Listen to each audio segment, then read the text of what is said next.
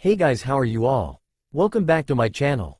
Today we will see what if Fem Naruto Assassination Specialist. If you enjoy then please like, share and do comments. The two attacks hit their intended targets. Sasuke's Chidori hit Naruto. 3. In the chest, just missing her lungs. The Rasengan hit Sasuke in the stomach. Almost exactly like the battle at the Valley of the End the first time around. That was the original place for their battles to try and convince the other to let go or some with. This time, however, Sasuke had been the one unable to move. Despite numerous broken bones, puncture wounds and lacerations covering her own body, Naruto picked up the Uchiha and carried him back to Konoha. Her own life was close to fading. Naruto walked through the gates of Konoha and received many gasps from the surrounding people. The Uchiha was finally back. Now if only that stupid demon brat wasn't. The Jinchuriki continued to drag herself through Konoha. When she had finally reached the Hokage's office she whispered 3 things before passing out. Please, help, Ba-chan. 4. Her body fell to the floor with a thud. She was unconscious before he hit the deck. Naruto? Uchiha? Gaki? 5. You finally did it, huh? You finally brought back the Uchiha.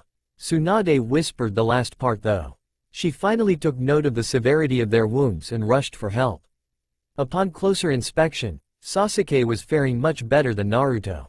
Sasuke, although unconscious, had only a few major wounds. They would heal soon enough, perhaps a week or so.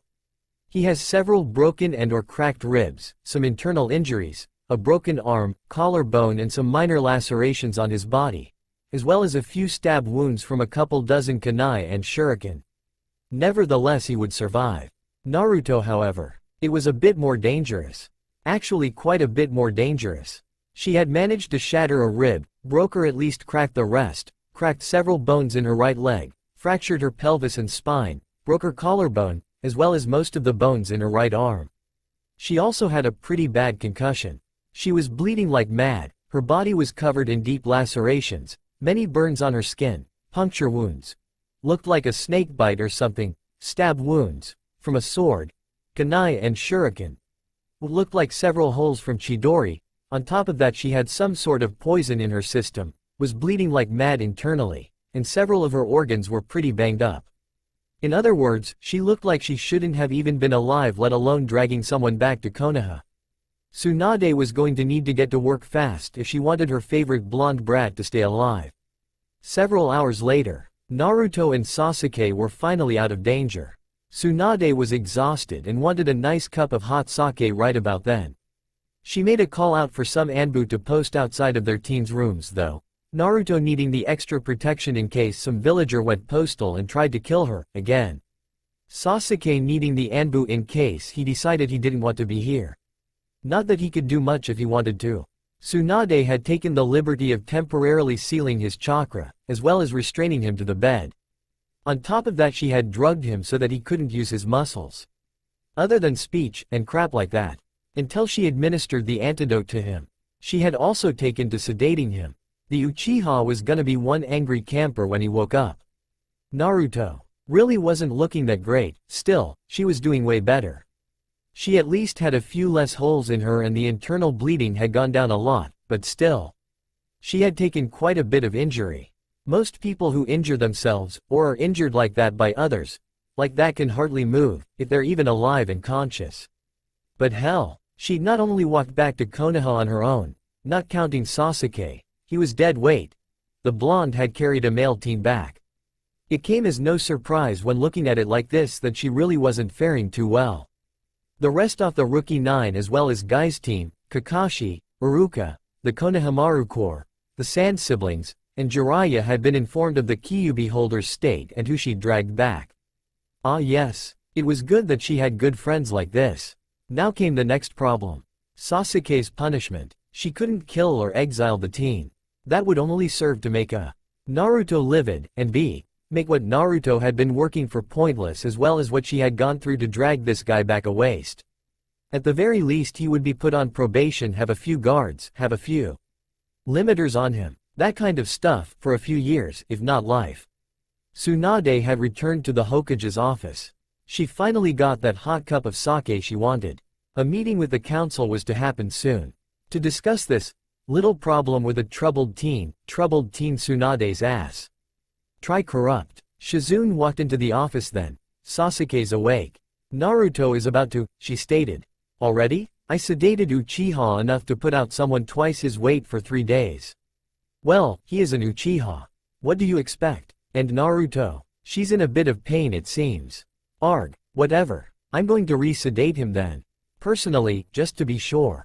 I'll check up on Naruto afterwards. Hi, Tsunade-sama. And with that they left for the hospital. Again, back at the hospital. Let's just say Sasuke was less than happy when Tsunade walked into the room. He growled and glared at her with intense killer intent. No effect. He gave up at it. I see you're awake, she stated. Where's Naruto? He demanded. Tsunade pulled out a syringe. She walked over to the counter and picked up a cleaning pad. Walking back over to the Uchiha she replied, in the hospital. Dangerously injured. Not that it's any of your business. Let me see her, he demanded again. Tsunade sighed. Uchiha, you're in no condition to be making demands. You're lucky I didn't kill you on the spot. I think it's time you went back to sleep. She did the thing where you release a bit of the medicine in the syringe so that you don't inject air into the receiving person's bloodstream. No, damn it, just let me see her. And freaking release me, he yelled. No, damn disrespectful kids. Sleep well Uchiha. She said the last bit with venom dripping from each word. She cleansed a small area on his arm with the pad and then injected the syringe's contents into him. NGH, Sasuke muttered as sleep claimed him again. He was powerless against the drug, and powerless against Tsunade or anyone in this state. He couldn't move, he couldn't use chakra, he was helpless, and as dangerous as a bag of newborn bunnies. Tsunade left the room once he was asleep again. She told the guards not to allow anyone in unless they were her, Shizune and or had her signature, and if it was Shizune or herself then to make sure it wasn't a henge. They nodded in response. She walked off to find Naruto. When she arrived at the younger blonde's room she opened the door to see Naruto still on the bed asleep, and most of the Rookie 9 and Guys team in her room. As well as Kakashi and Jiraiya and Iruka. Sakura's off treating another patient, Choji got sick from eating too much, Tenten's off on a mission, and Ino had to work in her family's shop. Shikamaru replied monotonously. Naruto's been showing signs of waking up for the past 15 minutes.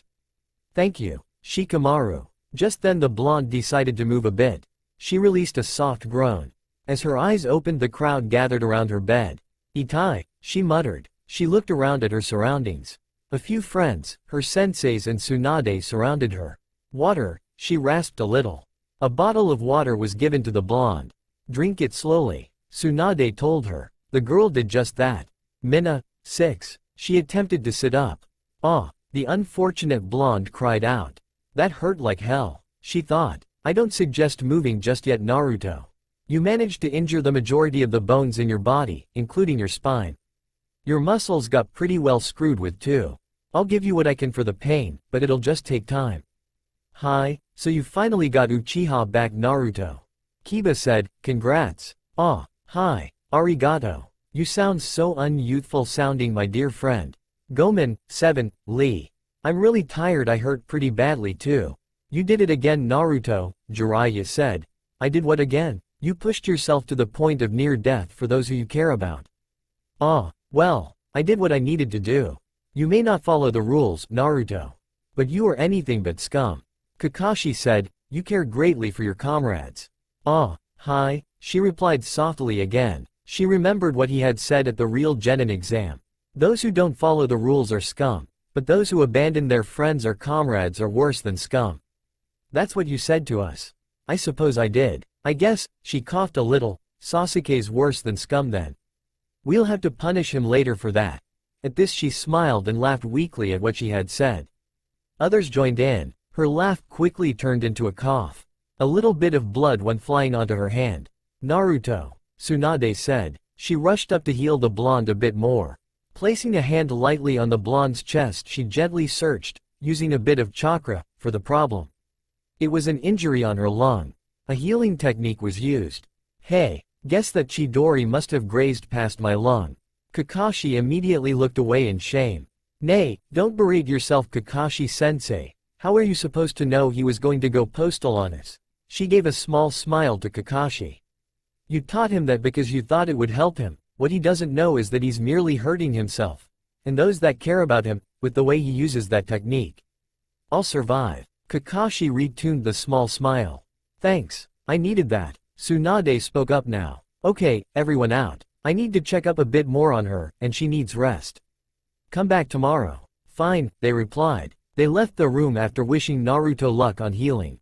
What am I going to do with you, Naruto? Tsunade said to herself as she checked over Naruto's wounds. So what happened? I was coming back from that mission to escort the fire daimyo to Suna, 8. And on my way back I had this nagging voice in the back of my head screaming at me to go to the Valley of the End, and that if I didn't I would regret it. So I did. She coughed again, and I saw Sasuke there on top of the Uchiha Madara statue. Well, I wasn't about to let him go, so I fought him. Got his sword pushed into me several times. Got hit with several Chidori. Basically I got PWNED. She coughed again here, but I was holding back, because I didn't want to kill him by accident. So I did the best I could to incapacitate him. The battle was remarkably, like the one at the Valley of the End the first time around. Eventually the finale was there. He used a Chidori, I used Rasengan. I hit him in the stomach, he hit me by my lung. I dragged him back here. And here we are now. She replied once again softly, and at the end it was not much more than a whisper. Okay, just to let you know, we have Uchiha pretty well unable to move. Or really do anything, at the moment. When his punishment is decided it may change and it may not. Okay then, Tsunade Ba-chan. I really hurt? Please don't be too harsh on him. We'll see. And stop calling me that brat. I'll give you something for the pain, though it will likely knock you out. Okay? Okay then. Tsunade pulled out another syringe and filled it with another medicine. She added it to the IV line. Sleep well, Gaki, she said softly as Naruto's eyes drooped a bit. Tsunade looked at the clock. Time for the meeting with the village council. What fun. What? That's a bunch of bull. Tsunade screamed. Uzumaki Naruto is to be exiled for hurting Uchiha Sasuke. One of the elders rang out. Hyuga Hiyashi spoke up. I disagree with this verdict. Who else is with me? The heads of the Aburame, Inazuka, Akamichi, Yamanaka, Nara clans, Jiraiya, and Tsunade's hands went up. Hyuga's was already up. Your vote is outnumbered 3-1, therefore it is void. The Haruno head spoke. She is to be exiled. There is no reason to exile her. She has done nothing wrong. She brought back a missing nen. Nearly died too. I spent 3 times as long healing her as I did Uchiha. She injured the majority of the bones in her body, which include a shattered rib, a concussion, a fractured spine, and her right arm had nearly all the bones in it broken. She will not be exiled. But you will admit, the Uchiha had injuries that endangered him enough to need to be healed. The injuries were life-threatening. Yes, he could have died without medical attention, but there was a high chance he would survive without it. If Naruto hadn't, he wouldn't be fucking back here sedated, restrained, and disabled in a hospital bed in the hospital. Tsunade snarled out, venom dripping heavily from each word. She injured him in a life-threatening manner. The demon child injured one of the heirs to the major clan's heads. Uproar was started at this. What about you, precious Uchiha? Surely he will be punished for his actions. He did after all leave the village. An offense of treason, Inazuka said. He will receive an appropriate punishment for his actions. Like what? A slap on the wrist and a scolding. Jiraiya seethed. I propose that he have his chakras sealed, have Anbu escorts, be under house arrest for a month, then have the escort and his chakras sealed until the Anbu believe he will not leave. Then he will be sent to Genin, have only D-ranked missions until promoted, and have his teacher of choice. Uzumaki Naruto will be exiled for her attempted murder to the Uchiha, and all is well. All in favor, please raise your hand. 3/4 of those present raised their hands. Well, Tsunade, what are you going to do? The necessary 3/4 vote has been reached. Looks like Naruto will be exiled after all. You will regret this. And it's as Inazuka said. He's receiving a slap on the wrist and a scolding.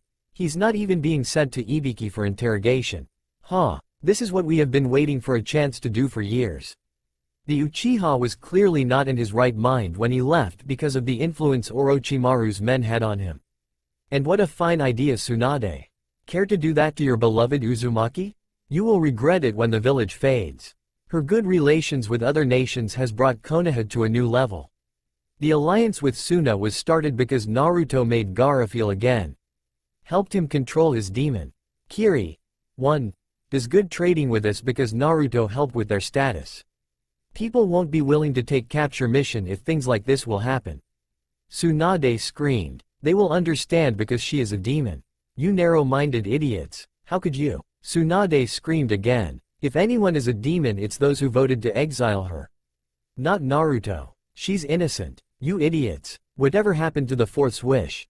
To revere her as a hero. His dying request. Surely the fourth would not want us to treat that thing as a hero.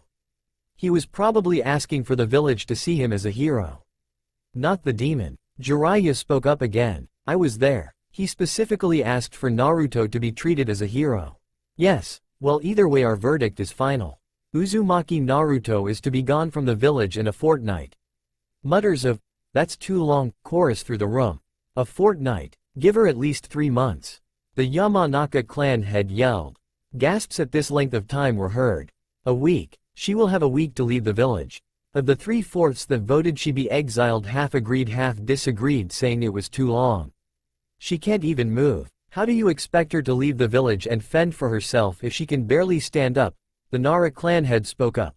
My son visited her earlier today. Apparently it looked like she'd been trampled on by Kyuubi a few times. She will have 5 days to leave. And Nara, that's the point. I suggest you stop while you are behind. Or else she will be leaving tomorrow. Several people shouted for her to have to leave now. Complaints were halted. As much as they wanted to fight for the poor blonde's situation, they didn't want to worsen it. The council had far too much power. They had no choice. In 5 days Naruto Uzumaki would no longer be a citizen of Konoha. As people filed out of the room, Jiraiya stopped a small hidden recorder. Tsunade noticed. Just so she can know that people do care for her. He told her, how could we let this happen? Tsunade said, how could we allow her to be exiled? I'm not sure, Tsunade. Jiraiya sighed. I'm not sure. Nor am I sure how so many people could hate her so much. She's the enigma of the sun. She'll be heartbroken, Tsunade said, tears starting form. My poor daughter, she truly loves a village that hates her. How does she do it? I don't know. I just don't know. What are we going to tell her? It isn't fair that she has to be exiled because she dragged back a missing nin that happens to be her best friend. It's just not fair, Jiraiya. All because she's saving us from a demon. I know how you feel, Tsunade. I've let down both of my students. I propose that he, Sasuke, have his chakras sealed, have Anbu escorts, be under house arrest for a month. Then have the escort and his chakras sealed until the Anbu believe he will not leave. Then he will be sent to Genin, have only D-ranked missions until promoted, and have his teacher of choice. Uzumaki Naruto will be exiled for her attempted murder to the Uchiha, and all is well. All in favor, please raise your hand. 3/4 of those present raised their hands. Well, Tsunade, what are you going to do? The necessary 3/4 vote has been reached. Looks like Naruto will be exiled after all. Time indicator. She will have 5 days to leave. And Nara, that's the point. I suggest you stop while you are behind. Or else she will be leaving tomorrow. Several people shouted for her to have to leave now. How could we let this happen? Tsunade said. How could we allow her to be exiled? I'm not sure, Tsunade. Jiraiya sighed. I'm not sure. Nor am I sure how so many people could hate her so much. She's the enigma of the sun. She'll be heartbroken. End flashback. Tsunade was currently in her office. With Jiraiya. Doing paperwork. Jiraiya was studying politics. Wait, Tsunade was working on her paperwork. And Jiraiya was studying something other than something for his books. Naruto's exile must have really affected them. Jiraiya was studying in hopes of finding some loophole so that Naruto wouldn't be exiled. He really didn't want her to be. Even if she was a tad annoying, she was still his beloved student.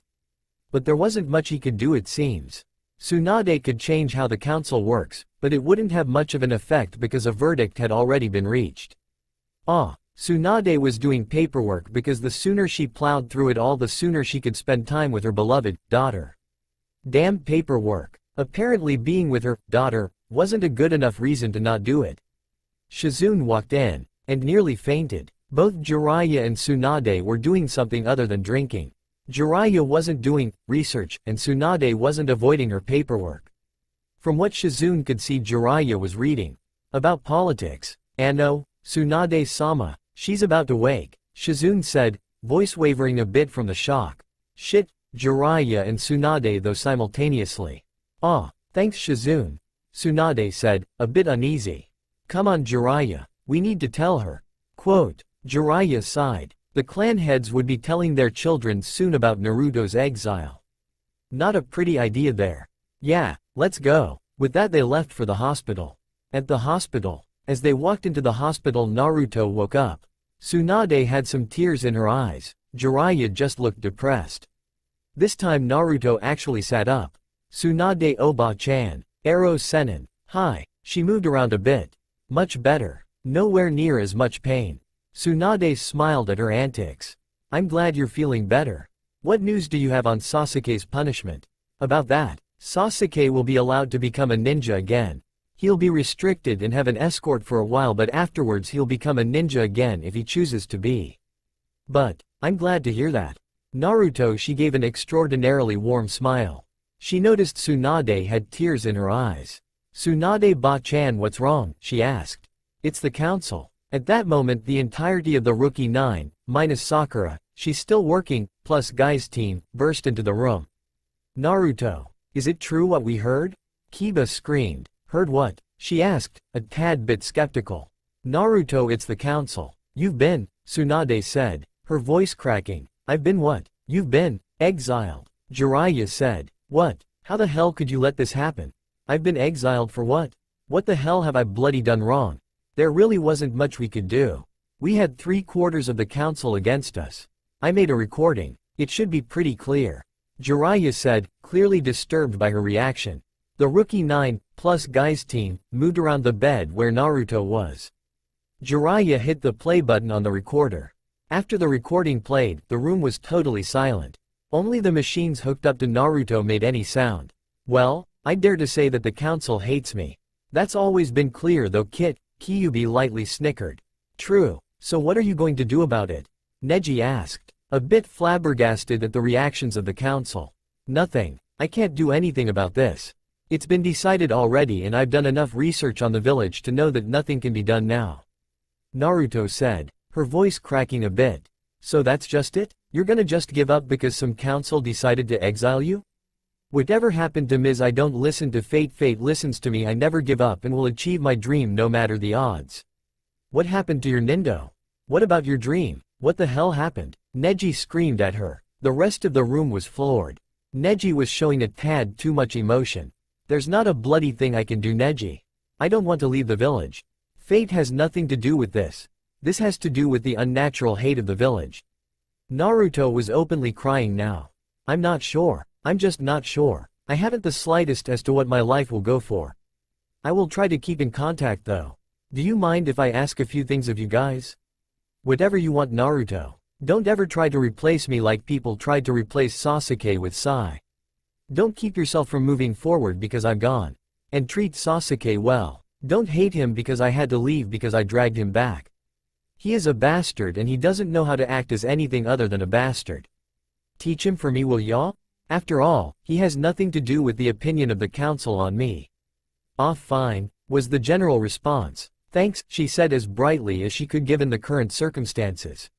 I suppose that I need to get packing. If I have only 5 days left. I have some other things I need to do too. She flexed her right arm and made a fist. All, better. Thanks Q, she muttered. Q? Tsunade asked. Yeah, for those here that don't know, I have the Kyuubi sealed in me. I can communicate with her and everything. If you can't deal with that, leave. I referred to Kyuubi as Q. No one left. Naruto gave a weak smile. I'm glad to know you're all my real friends. Ino spoke up, Naruto, you proved that a while ago when you sprung it on us that you weren't a guy. Oh, right. Shikamaru spoke now, so. You're the Kyuubi's container? He said uneasily. Oi, kid tell them to call me Q. Whatever you say Q. Whatever you say. Yep, by the way, he's yelling at me to tell you lot to call her Q. He attacked because some bastard hurt his family. Okay, at that moment Sakura chose to burst in.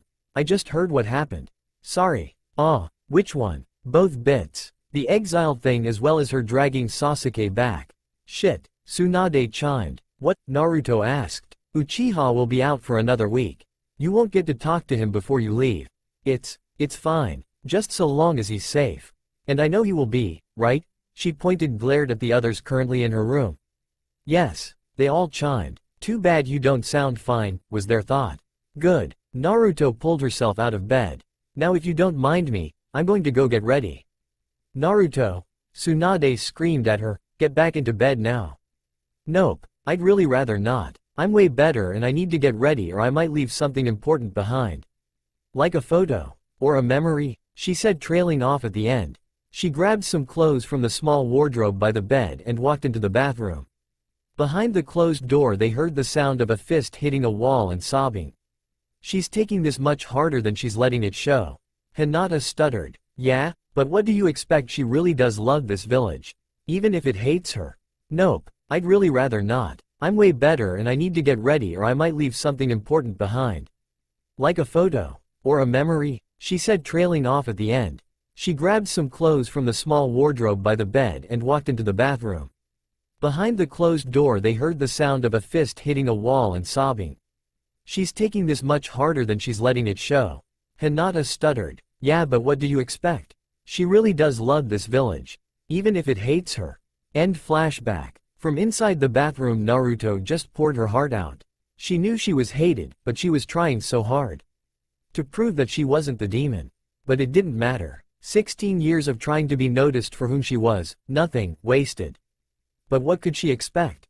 If for the past 16 years she had been treated as someone who was worse than scum, why would they suddenly change? It finally hit her. It hit harder than Sasuke's Chidori's, and I'm not sure how to make this plural, through her chest. It wasn't them that she was trying to convince. It was herself. With this a new wave of tears was brought forth. But what would crying do? Nothing. Her tears dried up immediately. Wiping her face dry, she quickly pulled on her clothes and left through the window. She really didn't want to see anyone right now. She just wanted to be alone. She had stuff she needed to get done, and damn it, she wasn't going to waste her time sniveling like a baby. Flashback. You big baby. Naruto screamed at a crying Inari.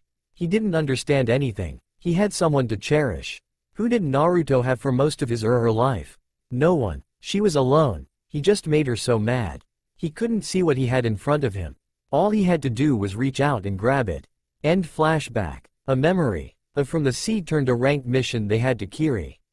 She had said something similar to what she had just told herself to Inari. She gave a small laugh. Ah, those were the days of true hell. When it was pretty much just her and her alone. No friends. Just Iruka and the Sandame. She hadn't even realized she had walked all the way to her apartment already. She inserted the key into the lock and opened it. She walked into her small apartment. A one-bedroom, living room, kitchen and one bathroom, that was it. Hardly big enough for one person, but it was home. Finding her photo albums she began packing them up. While walking over to her pack she dropped one. It landed open. Pictures from Kiri were on the page shown. She looked at the picture of her with the Kiri gang and the rest of Team 7. Her heart gave a painful clench. A teardrop fell from her eyes. Since when was it raining? Q didn't answer. The teardrop landed on the picture from the tree climbing exercise. Her first real friend her age. Tried to kill her. Damn, my life is pretty fucked up, isn't it, Q? She gave a slight chuckle. I don't have time to reminisce. I need to get ready. With that she resumed packing. Given that she really didn't have all that much stuff, it took very little time to pack it in her bag or seal it into a scroll. Only some furniture and a few other belongings remained. She had something for each of her friends to remember her by. The furniture would be packed last minute. She left her apartment, deciding to visit Sasuke, even if he wasn't conscious. Naruto took her to the Hokage's office for the necessary permission. When she arrived, Tsunade was sitting at her desk looking through her paperwork. Several of the papers had smears or were wet. Oba-san? I want to visit Sasuke. May I? Also, I found a way to remove the cursed seal. Tsunade turned to the intruder in her office. She hadn't even noticed her favorite Gaki was there. If that's what you really want to do, I won't stop you. Here, you'll need this to get in. Don't remove the seal just yet, I'll come by in an hour. I want to see how this is done, and be there just in case something goes out of hand. Tsunade handed Naruto a piece of paper with her signature on it and what the signature was for. Arigato. Oba-san. Don't call me that, Gaki. Tsunade said. No real edge to it, just saying it for old time's sake. When you stop calling me, Gaki. With that she left the office. At the hospital, after showing the guards around Sasuke's room her note, she entered the room. Sasuke was rather unable to move. She spotted the hard restraints around his limbs, the fact that he wasn't moving at all, other than the rise and fall of his chest with his breathing. Probably meant that Tsunade had drugged him with something so that he couldn't move. She smiled a bit. He looked at peace. I finally did it, she spoke softly. I finally dragged you back to Konoha Teme. 1. I hope you can enjoy yourself here. I know you went to Orochimaru's for power, but he just wanted your body.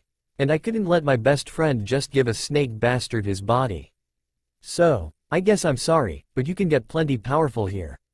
After all I did beat you, didn't I? And I stayed here, and Orochimaru was from here. But, I won't be able to spar with you anymore. I'm leaving, not by choice though. I hope you can forgive me for dragging you back like this.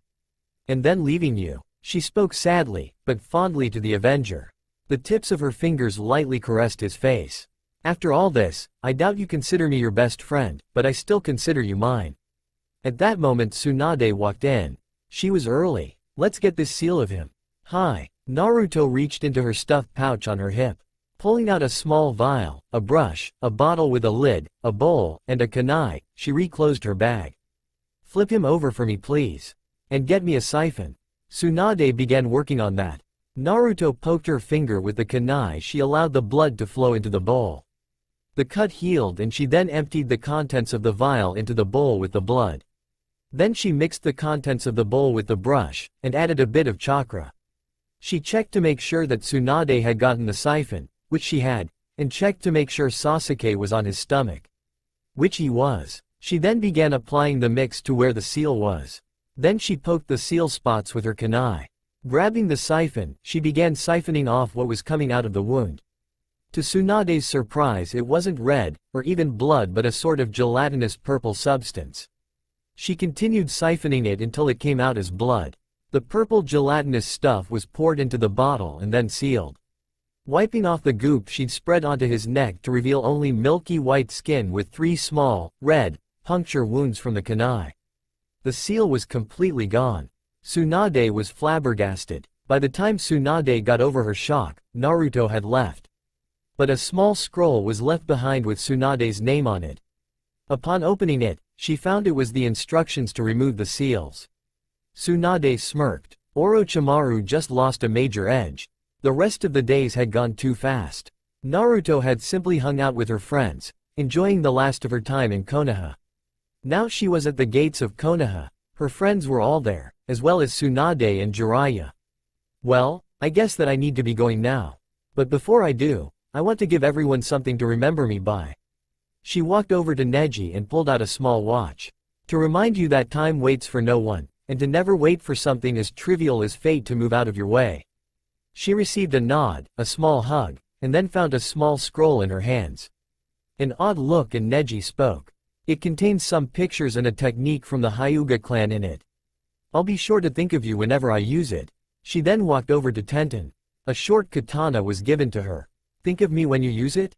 I got it on a mission. It's platinum-plated steel. With this Tenten's eyes lit up. Thoughts of pretty sharp object ran through her mind. Then she realized she had something to give to Naruto too. A bag of kunai and shuriken were handed to Naruto. Never know when you might need more.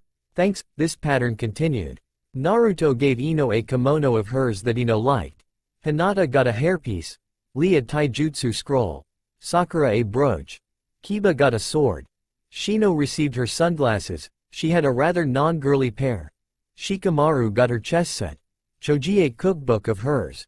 Kakashi-sensei received advanced copies of the new Icha Icha manuscript. Autographed of course. Iruka got a photo album, as did Jiraiya and Tsunade. Sai received a book and some art supplies.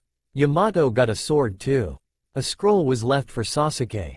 In return she received a pressed flower bookmark from Ino, another Hyuga clan scroll, another technique scroll from Lee, a medical scroll from Sakura, a small fox from Kiba, a pair of Aburame clan sunglasses from Shino, a book of strategies from Shikamaru, some special Akamichi clan food pills, a face mask from Kakashi, a scroll from Iruka, an Icha book from Jiraiya, a large medical kit from Tsunade, containing medical cream and such, a small sketchbook with a few drawings in it from Sai, and a training scroll from Yamato. All were thanked. The council chose that moment to come. Final goodbyes were said. Tears flowing down Naruto and friends' faces. I guess this is goodbye. Naruto choked out. She turned to face the gate, her back at her friends at the rest of Konoha. Tears streamed down her face. I'll never forget you guys. Ever. And with that she left. As the gates closed, all of Konoha seemed to dim. The village seemed to quiet. And then it got louder again as people began to celebrate the demons leaving. Those who cared about her, it was the saddest day. For those who hated her, it was the happiest day. Celebrations rang through Konoha for a long time. Tsunade was in Sasuke's room. He was due to wake up now. Like clockwork, she heard a slight groan. Sasuke was waking up. His ebony eyes opened to face the ceiling. He attempted to move and found he couldn't. Great, why wasn't he concerned about this when he woke up the first time? Oh yeah? He wanted to yell at the Dobi for dragging him back here. He heard footsteps. Tsunade came into view. Ya know something, Uchiha, you're damn lucky. Your punishment for leaving the village will be home confinement with an Enbu guard with chakra restraints. From there on out the punishment will lessen, and eventually you will be able to be a ninja again with the teacher of your choice. I'm about to undrug you so you can move again. With that she cleaned off a portion of his arm, poked him with a needle and then emptied a syringe's contents into him. You'll be able to move a little in about 2 minutes. You'll have full moving capabilities back in a day. Where the hell is Naruto, and why the hell do I feel better than I did before I fought Naruto? Ah yes, Naruto got exiled for attacking you in order to drag you back to Konoha. And, what? Sasuke gritted out. The hell? She put your life in danger. Yeah right, she was way more likely to die than you. Considering most of her bones were damages, she was bleeding heavily and all that crap. Not to mention the Chidori holes in her chest. But anyway, she's gone. Probably for good. With this Tsunade had a couple teardrops streamed down her face. Even Sasuke had a heart, albeit it was 80 below, but it was a heart nonetheless. And although he was pretty pissed off that she dragged him back here, he wouldn't do that. And why do I feel different? How so? Like my body feels cleaner than it has in years. My mind feels clearer. And I don't have this nagging voice in the back of my head trying to get me to do something I don't want to do and then end up doing just to shut it up. Could it be? Could it be what? Naruto removed your cursed seal, Sasuke. That might be why. Sasuke jaw dropped. She done what? Since when could that be done? Well, huh? Since when? Naruto also visited you while you were asleep. She also left this for you. She pulled out a small scroll with Sasuke's name on it.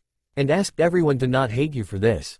She says it's not your fault that the council is a bunch of pricks who can't govern properly, and given it was one of her last requests we'll probably honor it. Tsunade undid the restraints on his wrists after attaching ones that allowed him some movement so he could read the scroll. She handed it to him. Upon opening the scroll he found it contained a few things. First there was a few pictures. Then a technique. Finally she'd left a letter for him. Dear Sasuke, I know you're probably mad that I dragged you back to Konoha, but I couldn't let you have your body stolen by Orochimaru. I hope you will forgive me for this. I'm no longer in Konoha, and you probably won't see me anymore, so yeah. Anyway, I just wanted to remind you that I beat you and I stayed in Konoha. Orochimaru was originally from Konoha, as were the rest of the Sannin and the Yondaime. I think you could become stronger here than anywhere else. I left you one of my own techniques. I created it myself, other than me no one else knows it. It's something else to say the least. Anyway, I realize I may not be your best friend anymore, but you're still mine. You're still one of the first people to acknowledge me and one of the few to be able to sort of understand my pain. Even if you don't entirely. You understood it well enough. So I guess this is goodbye. Naruto Uzumaki. P.S. Your brother didn't kill the clan to prove his power. I'm not even sure he was the one to do it. Okay, Sasuke looked slightly brain dead now. He was sad, but really unable to decide what to think at the end. What? Tsunade laughed. Oh, so she told you about that little S-rank secret. That's all you're getting, Uchiha. The conversation didn't really improve from there on. Finally Tsunade unbound him completely, handed him off to the Anbu, and he was sent home. His punishment had started, but he really didn't have it that bad. He felt a pang of guilt for what had happened to Naruto though. She really didn't deserve being exiled. Not that he really had any control over it though. He mentally sighed. I suppose the least I could do is stay. She is right. All of those powerful people had come from Konoha. And she gave up her life here for me. I guess I'll stay. That will be my gift to her. I'll never forget you guys. Ever. And with that she left. As the gates closed, all of Konoha seemed to dim. The village seemed to quiet. And then it got louder again as people began to celebrate the demons leaving. Those who cared about her, it was the saddest day. For those who hated her, it was the happiest day. He felt a pang of guilt for what had happened to Naruto though. She really didn't deserve being exiled. Not that he really had any control over it though. He mentally sighed. I suppose the least I could do is stay. She is right. All of those powerful people had come from Konoha. And she gave up her life here for me. I guess I'll stay. That will be my gift to her. End flashback. Well, this was peachy. Just peachy. Naruto was sitting on the border between fire and sand. She hadn't the slightest idea on what to do with her already shitty state. No home. No plan. Running out of food. Just wonderful. Just God-forsaken wonderful. She really didn't want to go to Suna right now. If she did, she might invoke Gaara's rage on Konoha. That would be bad. She could go to Kiri, but she really didn't want to impose upon Tazuna and Tsunami. Or invoke their rage on Konoha. Or Haku and Zabuza. 1. Yeah, that would be bad. Well, this was simply wonderful. Naruto was then struck by an idea. Find a non-shinobi village. Train like no tomorrow. Master a ton of techniques and create some of your own. Then show the world what you're made of in disguise. Be known as the one to break all limits. Be known as the one with the power to kill the sun. Be ruthless. Her plan would be something she could do. And she already knew a few targets. Orochimaru, a good bit of the Akatsuki. Perhaps collapse the entire Sound Nation. Yeah, that would be good. But if she was going to have time to go through with it, she would need to get going now. And with that she sprinted into Fire Country again. A week later, Naruto had finally found a village to train in. Admittedly, she was no longer in the Fire Nation, or Suna. Or Kiri. In fact, she wasn't entirely sure where she was, but it was good. Perfect in fact. The village was sort of small, but had everything she needed. There was an inn, a grocer, a few restaurants as well as several other stores. And it was surrounded by empty land. She rethought her plan. Given that she'd be here a while, she'd build a house, train on the outskirts of town, and go into the village when needed. She decided that today was a good day. She'd get permission and everything tomorrow. And with that she booked a room at the inn, sleeping in a bed for the first time in a small while. Next day, Naruto's eyes snapped open. It was morning. Well, pre-dawn actually, but oh well. After changing clothes she left the inn, deciding to explore for a bit until things started to get going around here. So she did just that, mentally mapping it as she went. Finally at about 9, things began to really get going. She tapped a medium-height woman on the shoulder and asked where the leader of the village was. A short reply later and a name exchange, Naruto was on her way again. In the very center of town, was where the village's shadow lived. It was blatantly obvious when Naruto spotted it. Knocking on the door, she waited. A few seconds later a feminine voice was heard through the door, coming, it rang. Footsteps could be heard. Hello, who are you? Naruto quickly looked at the person now in the entry. She had short, punky, dark purple, nearing black, hair. She wore a Chinese-style dress, which was black with flower petals dancing around it. With an overcoat similar to the Yondaime's, except the edge was trimmed like Asian-style waves instead of flames. It was pure black except for the bottom which had blue. Naruto already liked her. Ah, good morning. My name is Uzumaki Naruto. I assume, you are the person who runs this village. A nod was received. I've traveled from the village hidden in the leaves to here due to being exiled. I was hoping to have permission to build a house on the outskirts of town. I'm a ninja. Why were you exiled? It's a long story. Could I come in? Sure. And with that Naruto told the story of how she got exiled. So let me get this straight. You got exiled because you dragged your best friend, who was a missing nin, back to Konoha, because you gave him possibly life-threatening injuries and he's from a major clan. Yeah, actually that's precisely it. And he put several holes in your chest, and you nearly died. Yeah, man, that's crap. Duh. So, going on to your question earlier, I don't see why not. Feel free to make a home there, if you could. Try to help out in the village every so often, and warn us if you're about to try something dangerous. Sure, that's fine, thank you so much. Do you need any help with building the house? Nah, I'll be fine. If you see more than one me, it's because I made Kage Bunshin, too. Okay then, may I ask where I am? You are in Shinsaku, 3. We are in the land of the sky. Thanks, and your name is? Ah, how rude of me. My name is Nasuki Puramu, 4. Ah, thanks Nasuki-san. Lose the formalities Uzumaki-san. Call me Pura-chan. Ah, hi, 5. Same for me then. Call me Naruto, or some variant on that. Okay then Naru-chan. I'd best be off. Don't be a stranger, and with that Naruto left. Back on the outskirts of town. Naruto started to work on her house. A few thousand bunshin, several trees, and a ton of nails, and it was done. It looked amazing. It was small, but homey. It had a bathroom, with plumbing. She actually hired someone to do that. A bedroom, a kitchen, a living room, and a guest room. Split level. The floors were hard wood. The walls were plain wood planks. The heating system was a fireplace. It was cute and it would be home. After getting her stuff from the inn, she went to sleep. Tomorrow, training started. Naruto continued her training, first mastering the techniques given to her by her friends and surrogate family. Neji's scroll contained Kaden, a move that worked well for her massive chakra stores. The scroll from Hinata contained the Hyuga fighting style. Ah, that one was fun to learn. It only took a few exploded trees and such. Her poor sparring partner, Kyubi, had been the one that she had practiced this on. The jutsu from Lee had turned out to be Doden. Yoroi, earth style. Armor, which gave her instant armor, hard or soft as she wanted. Or as thick as she wanted, very useful. The scroll from Uruka had been a bunch of variations from Kage Bunshin, like how to make them explode. Or do shuriken bunshin, or kunai. Or really anything, always useful. The strategy book from Shikamaru turned out to be something that he made. He had written out a ton of strategies, formations, all that crap, and suggestions on how to make your own.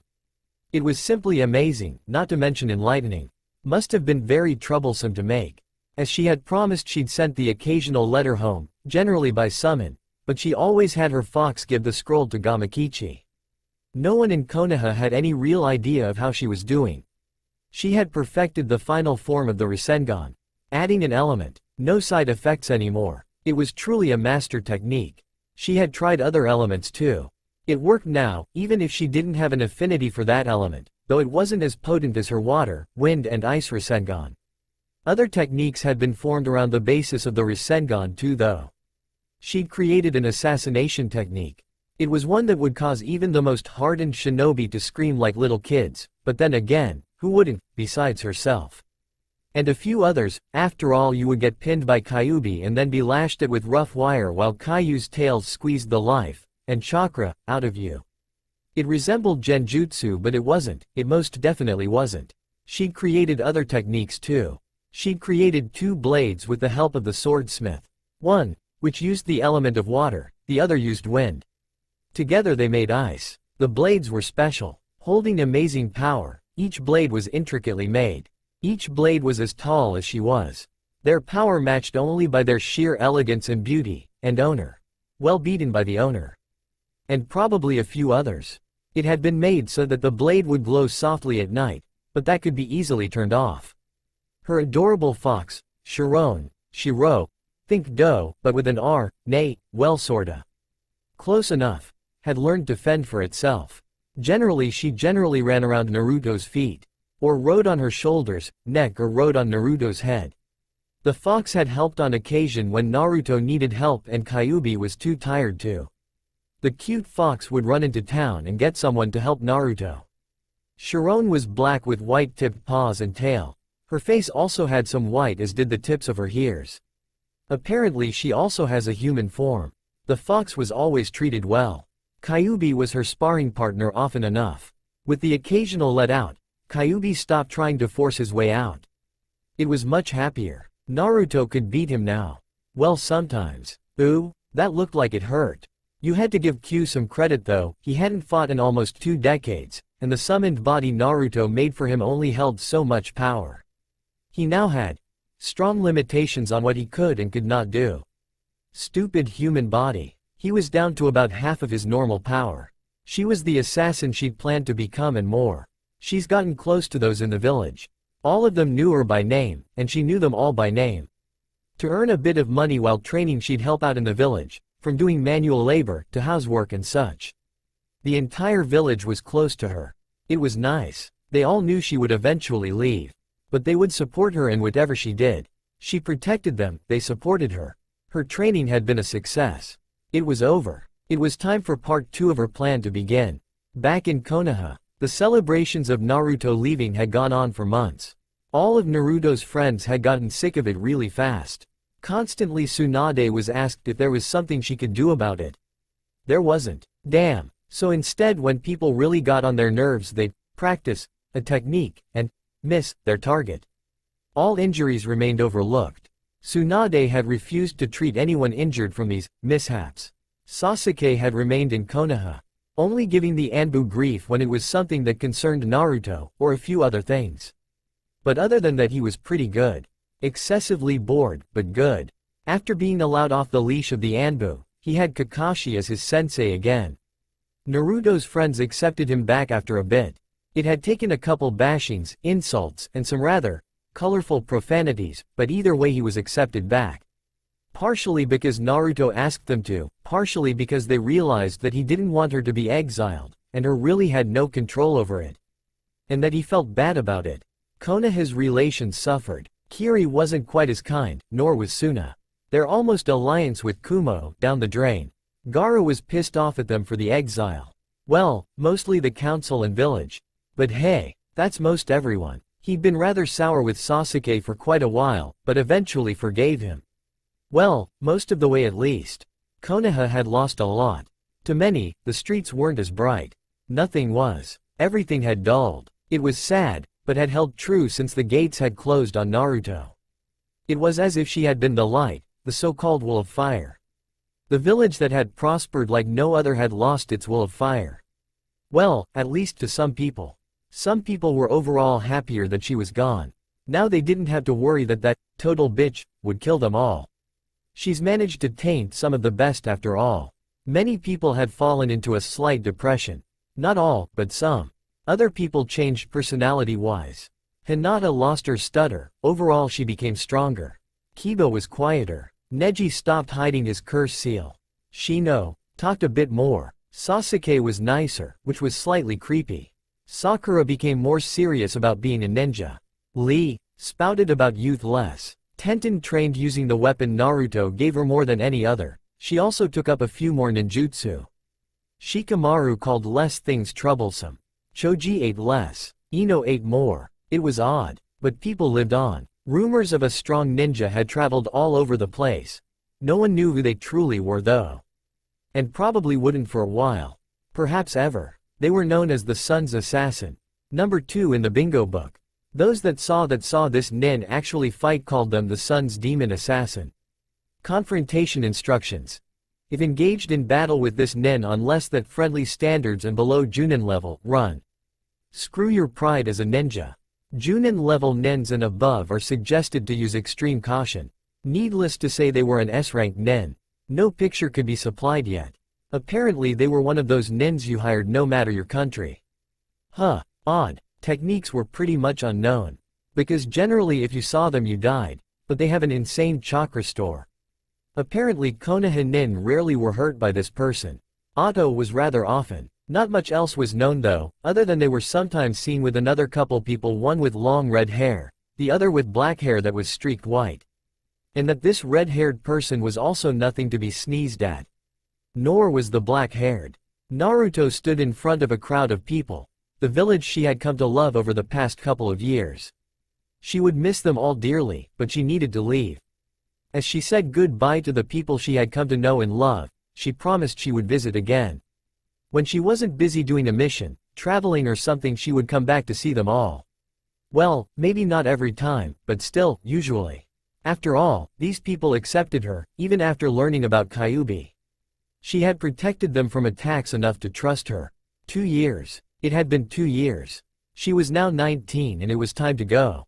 With slightly teary eyes and promises to return, she left with some of her belongings. Many of them stayed behind in the house. Given that it was still her home and it would be a pain to lug it all around always, she turned her back on the Shinsaku and its people, leaving with only a small bag, Kyubi, and her fox. Kyubi wore a black and red hakama. He also carried around a blade with some of the elemental powers of fire. His hair reached mid-back and he left it free. The strands themselves were thinner than silk strands. He was a Bishonen by every means of the word. Naruto's hair had grown long. With its long length it calmed down a lot, but it was rather feathery looking. It now reached her hips. Her frame was slim, her arms and legs slender and long. She was tall, about 5 feet 10 inches. She wore a strapless black shirt, her shorts were tight leather, but didn't show off the fact she was a girl. And yes, they can do that. Why? Because they are mystical ninja shorts. They can do whatever the hell they want. Why? Because I said so, that's why. Over her shirt, she wore a black coat. The ends were pointed, think Sakura's, from CCS, shirt from the Watery Card episode. It's like that, sort of, and reached her knees. The shorts stopped about 4 inches from her knees. The coat's sleeves reached her hands, it was form-fitting on her arms. Black leather gloves covered her hands, they had guard plates built into them. She also wore bindings over her shirt. Bandages covered her arms and legs. She didn't have an especially feminine look, and was often mistaken for a feminine guy. She wore ninja shoes that reached mid-calf, they too were black. Often she took to wearing a face mask, be it a mask like the Anbu, or a mask like Kakashi's. Lots of black, all the better for hiding, better for stealth. Her 2 blades were tucked into sheaths on either side of her hips. The sheaths were considerably shorter than the actual blade thanks to a partial dimensional seal. When she wasn't wearing her ninja attire, she was wearing a white kimono, yukata, or a blue Chinese-style dress. Her mission began now. Look out, Orochimaru, you're first on the list. A month later. Well, after a decently long fight, Orochimaru was dead. As was his little lackey Kabuto. Damn, he was annoying. Every time Naruto thought she'd killed Orochimaru, this guy would freaking heal him. Thankfully a little help from Kyubi and his throat was slit. Yay, genjutsu-like situations. Her fox Chiron had come to be useful too. Kyubi didn't fight as he needed to stay in her, so he would heal her and so that she would have access to his chakra.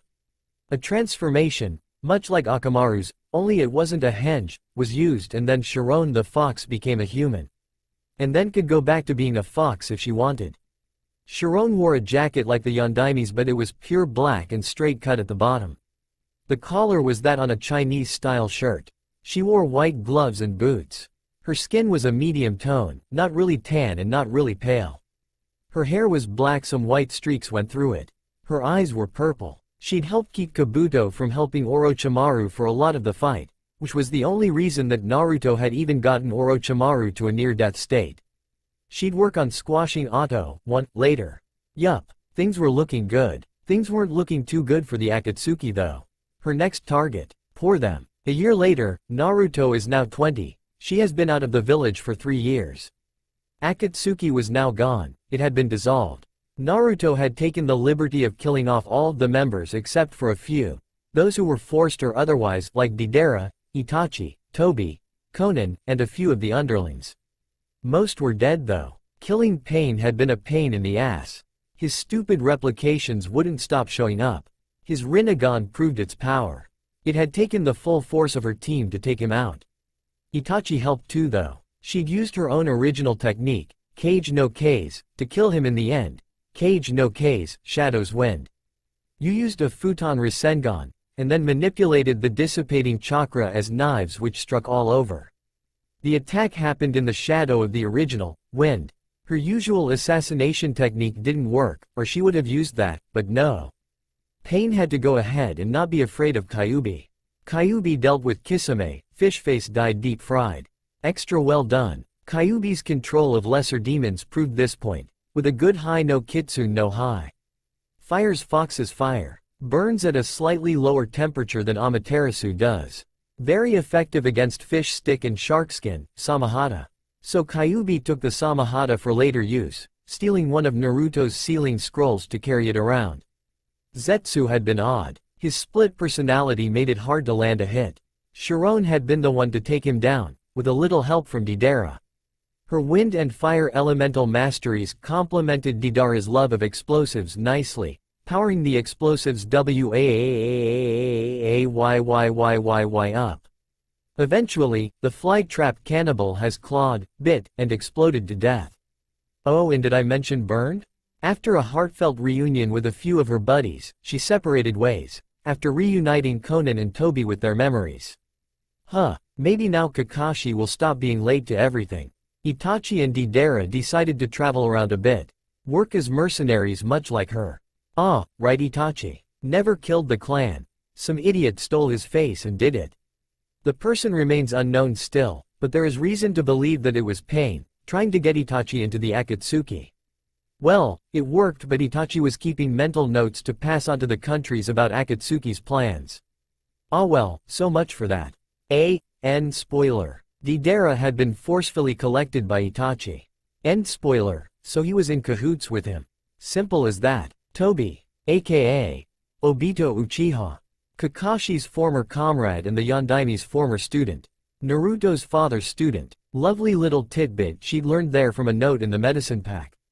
She learned some other stuff as well, but alas, that was the biggest thing by far. Conan had been Jiraiya's former student as well, but pain had made her forget and altered her memories to his likening. Thank God for the medical pack. Definitely one of the most useful things she'd received. Time to continue. Naruto sighed. She was getting really tired of this. She missed Konoha dearly, and she missed her friends.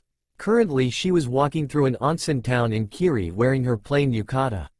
Her long hair had been styled into a bun and was pinned up with a few senbon.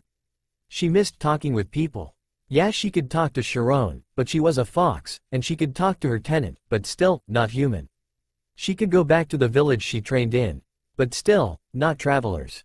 She sighed deeply as she lowered herself into the hot bath. Her fox, in human form, followed. It was so nice, hot, relaxing, and she was alone, for the most part, but her fox was trusted deeply, so no problems there. She added a few oil tablets to the water. It was heaven. She was sort of drifting off. Another person joined her in the bath. They had long, brown hair. Kinda looked like Haku. Wait, that looks an awful lot like him. Even flat-chested enough. Haku-kun? Do I know you? That hurts, Haku. Sure, it's been like 8 years, but I haven't changed that much. Zabuza still your precious person? Naruto-kun, or should I say Naruto-chan? And yeah, he is. Naruto smiled and moved over near him. Feel free to use the kun suffix. I don't mind. You don't even need to add one, plain ol' Naruto works too. I just realized something. You're a guy. Why are you on this side of the wall? Haku sighed deeply. Another group of idiots thought I was a girl, so I basically got pushed this way. I figured I looked girly enough to pass off as a girl. You fell for it after all in the very beginning, didn't you? So did you. But seriously, Naruto, you're a girl? Yep, 100. I had to protect myself from getting raped after all cause of Kyuubi. Anno. Naruto-sama. Who is this? Sharon asked. Oh right, Haku, meet my companion Sharon. Sharon, this is Haku, the boy I told you about from the C-turned-A ranked mission in Kiri. Nice to meet you, Sharon. Same for you, Haku-san. I'm guessing Zabuza is somewhere near?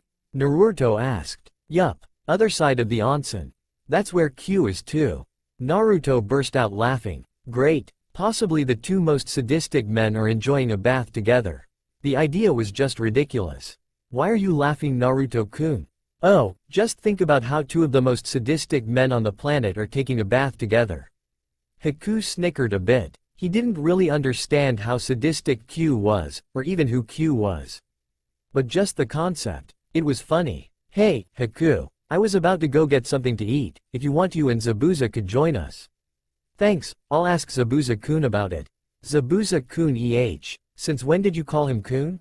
Haku blushed lightly. A bit after we met you.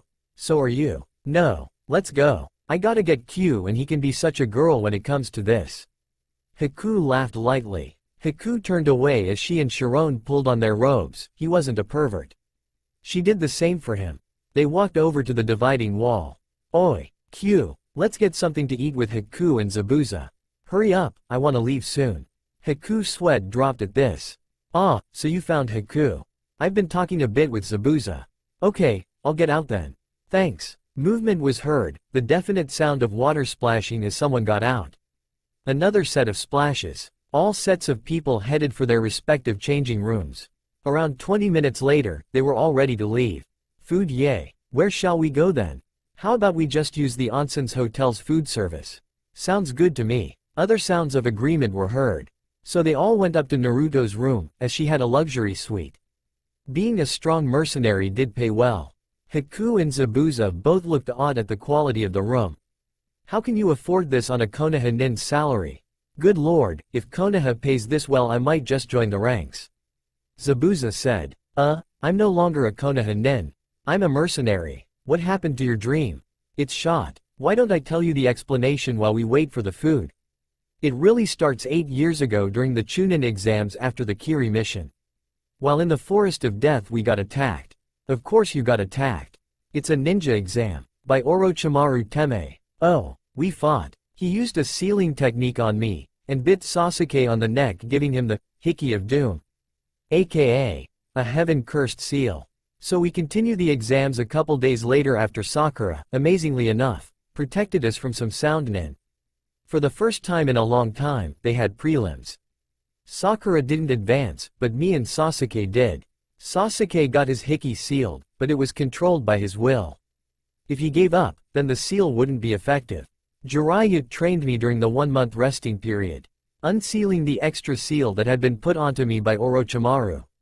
Kakashi trained Sasuke, taught him Chidori. Suna and Otto attacked Konoha during the main matches. I defeated Gaara, who contained Shukaku then. Old Man the Third died against Orochimaru. Jiraiya and I went off in search of Tsunade. Eventually she came back with us. She became the 5th Hokage. Sasuke defected. A new Chunin, Shikamaru, and a bunch of genin, Hyuga Neji, Inuzuka Kiba, Akamichi Choji, and me, all went out to retrieve him. Most of us nearly died. Rock Lee, who had had a serious injury and was still recovering, helped me get past one of the Otto nin. Then the Sand siblings helped us further. We almost all nearly died. I went up against Sasuke. We had a long heartfelt battle, and eventually, I lost to him. He didn't kill me but he went to Orochi Teme, who wanted his body as a container. He had hit me with Chidori in the shoulder. From there I took a training trip with Jiraiya. I then revealed that I was actually a girl on my 16-and-a-half birthday. And then, after countless attempts, I brought Sasuke back home. I was exiled for hurting the Uchiha. But I don't blame him, I blame the idiotic council. So 3 years later, I'm here. Wow. I think that takes the cake for retarded reasons to be exiled for. I'd have to agree with you there. So what have you been doing for the past 8 years? Working as a mercenary, but being more careful so that we don't have another Gatu incident again. Naruto pulled out her bingo book. Momochi Zabuza aka the Demon of the Mist. Kiri uses a Zanbatu in attacks. Danger level medium high. Number 20 in the bingo book. Wanted by Kiri and Kusa. I'm actually in the bingo book now. Take a look for yourself. She flipped the book open to her page. Here, she handed it to Zabuza. Let's see. Son's assassin. Real name. Unknown. Age. High teens low 20s gender. Unknown. Danger level. High. Rank in the bingo book. Number 1? God, you work fast. He, being Zabuza, muttered the rest himself. Pretty damn impressive for someone who can't even drink legally yet. Yup. And you've already met one of my partners, Kyubi, but my other one is this little cutie. Sharon climbed up onto her head from the pillow she had been sitting on. A small fox. Try a shape-shifting fox. Sharon hopped off of her perch on Naruto's head, and changed into her human form. Zabuza's and Haku's eyes bugged out a bit. Naruto, Kyubi, and Sharon all laughed a bit. So, you're fine with facing the Kyubi no Kitsune. But when it comes to a shape-shifting fox you freak, Naruto said between giggles. Haku and Zabuza looked like someone had whacked them over the head with a frying pan. Apparently they hadn't put 2 and 2 together yet. So much for them not being incredibly dense. It was obvious, she called him Kyubi after all. It was really quite amusing and the threesome were laughing their heads off, rolling on the floor. Even Kyubi. It was pathetic how obvious it was and that they had managed to somehow miss it. Eventually they all calmed down. It's good to talk with human friends again. No offense, Shiro-chan and Q, but you just aren't the same as a real human. But I do appreciate all you've done for me. The food chose to come at that time. During the grand meal, Naruto was oddly quiet. She just wasn't talking very much and seemed to be deep in thought. It was a little odd. After the meal, Naruto finally said what she was thinking. Hey, Haku, Zabuza. I've been thinking for a while now, and I was wondering if maybe you'd want to travel with Shiro-chan, Q and me. Add to our group and make it a more powerful group of mercenaries. What do you think? Zabuza seemed to be deep in thought. She'd be able to help them out. They'd live better and stuff. It was pretty appealing, and probably no shortage of strong opponents. Haku would go along with whatever he said. Sure, really? Yay, thank you. They had it in for them. Naruto would be training them for a while till they got up to par. We'll leave tomorrow. I have a special spot to train at, we'll be going there. Just so we can test out abilities and learn how to mesh and weave them into a useful web. Get everyone up to Shirwan's level or higher. They were in for hell. And they didn't even know it. Next day, they were leaving the onsen town now. Headed off to Shinsaku. They continued walking. In Shinsaku 3 days later. Here we are, home sweet home. Or close enough to it. Naruto said while opening the door to her handmade home. Feel free to settle in. This is gonna be our base of operations. I'm gonna add on a few more rooms. Kage Bunshin no Jutsu. Hundreds of clones appeared and began working on the remodel. They would rest for the rest of the day and then spar tomorrow. But tomorrow was another day. For now it was time to eat. Oi, Zabuza, Haku. Let's go get something to eat in the town. I know a few good places. Here we are, home sweet home. Or close enough to it. Naruto said while opening the door to her handmade home. Feel free to settle in. This is gonna be our base of operations. I'm gonna add on a few more rooms. Kage Bunshin no Jutsu. Hundreds of clones appeared and began working on the remodel. They would rest for the rest of the day and then spar tomorrow. But tomorrow was another day. For now it was time to eat. Oi, Zabuza, Haku. Let's go get something to eat in the town. I know a few good places. The next morning came. All in all, it was really disconcerting when Zabuza and Haku saw Naruto making breakfast with the most sadistic grin on her face. They had a feeling they were in a world of pain later on. In all honesty, she was really creeping them out. She called them to the table and then placed breakfast on the table. Some fish, rice, and some fruit. Breakfast was fairly normal, well, as normal as you can get sitting with a fox-shapeshifter person, a Biju, a Jinchuriki with a sadistic grin on her face, a proclaimed demon and a false hunter Nen. After the meal had been cleared up they all moved outside to the training grounds. Can you give me a quick overview of your skills, just in case they've changed since the wave mission?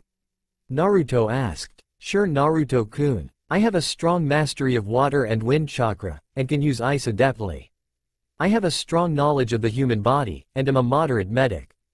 Good with a sword. Master of the art of the silent killing. I use mostly water jutsu. I have a mastery over water and earth. Naruto nodded, quickly processing this information. A list of strengths and weaknesses they had popped into her mind. Haku's abilities were good for a fast kill, but, if push came to shove, he could be in major trouble. Zabuza would be doomed against a long-range fighter. Actually, Haku wouldn't be too good against a long-ranged enemy either. Okay, whoever isn't fighting should observe those fighting. First up, Haku, you're against Chiron. Then Zabuza, you go up against Chiron. Then you'll go against Q. Fine by me. Rules of the fight are, no killing. If you get to a position where the other person would be dead, such as a kunai at their throat, then the other person has the victory. Naruto, Kyuubi, and Zabuza all backed off to give them some room. Haku and Chiron faced each other. Haku pulled out his senbon and Chiron went into a stance. Her body was shifted forward slightly, as if she wanted to speed off, but at the same time it looked like she was going to pull off a backflip. Very odd. A shout of Hajime, one, and the match began. Haku charged forward, senbon at the ready, veering right and then throwing the senbon, aiming to paralyze. Nanoseconds before the senbon hit her, Chiron arched back and backflipped out of the way, grabbing the senbon at the same time and throwing them back at Haku. Now it was Chiron's turn to attack. She charged forward, keeping her movements fluid, never staying in one direction for very long. It almost looked like she was drunk. The unpredictability of it all made it hard to maneuver and know where to dodge. Wham! A strong kick planted itself on Haku's chest, sending him flying a couple meters. Haku summoned his ice mirrors. What was really unexpected was that Chiron grabbed his ankle while he was using his jutsu and slammed him down into the ground. Pulling out her small machete, she pinned him down while he was recovering his breath, and placed the blade at his throat. The spar had been decided. Haku had lost, in a sort of embarrassingly sad amount of time. Zabuza stepped up to face the now grinning fox girl. He drew his Zanbatu and prepared for an attack. Chiron put her machete away. She donned a pair of black leather gloves with an odd design on the inside of her hand. Making a fist, the leather squeaked as it was pulled taut. And they were off, Chiron now attacking in a fox-y, animalistic manner. She spun in the air in an effort to parry his attacks. He swiped the Zanbatu, dull side down, at her. No time to dodge. She stopped the blade with her gloved hand and proceeded to yank the sword from him, the gloves refusing to release the Zanbatu until Zabuza no longer held it. In a move that looked akin to the Kaiden, she smashed her leg onto Zabuza's side. He stumbled, but didn't go flying. Sweeten. Mizu no Ryuga no Jutsu, 2. A large dragon of water was shot at the fox. No matter how much she dodged, it kept chasing her. Kaiden. Futon, 3. She spun right as the dragon was about to hit her. It froze on contact. With a single, powerful blow, it shattered. She sent out a wave of wind, sending the small pieces of ice shooting back at Zabuza fast as a shooting arrow? Her attack pattern changed. Instead of the light airy techniques she had been using, her attacks changed to a fierce appearance. It was odd to see the formerly calm and docile fox girl be attacking in this manner. Zabuza was eventually sent sailing to the ground by a particularly strong blow to the head. He had been knocked out cold. Whoops! A sheepish grin was given. Haku was staring. Zabuza had just gotten, basically murdered on the field. Okay, up against Kyuubi Haku. Wow, Zabuza actually made Chiron get serious. Haku paled. If that was Chiron being serious, what was Kyuubi like? Even if he wasn't at full power? Kyuubi moved to the center of the field. Haku followed. Hajime! Naruto shouted. Haku made the first move, instantly calling on his Kakei Genkai, 4. Entering the mirror, Haku began his deadly technique. A few of the weapons hit, but most of them missed. Kyuubi grabbed Haku's ankle and once again, Haku was sent to the ground, getting pinned to the ground by Kyuubi. Haku was just not having much luck with his mirrors. Winner Kyuubi. Somewhere in the fight, Zabuza had woken up. Chiron healed him and replenished his chakra. Naruto called him to stand against Kyuubi. Zabuza had his sword back. The fight began. Kyuubi charged forward, drawing his blade. His long fire sword matched his style perfectly. Each attack was parried by the opposing force's blade. And then Q just had to go and add chakra to the blade, strengthening the elemental powers in it, a ribbon of fire swirling around the blade. Kyuubi finally hit flesh, the flames cauterizing the wound as the sword cut Zabuza. Deciding Zabuza with a sword was annoying, Kyuubi performed a harsh kick to Zabuza's hands, causing him to loosen the grip on the blade. Q then proceeded to knock the blade out of Zabuza's hands.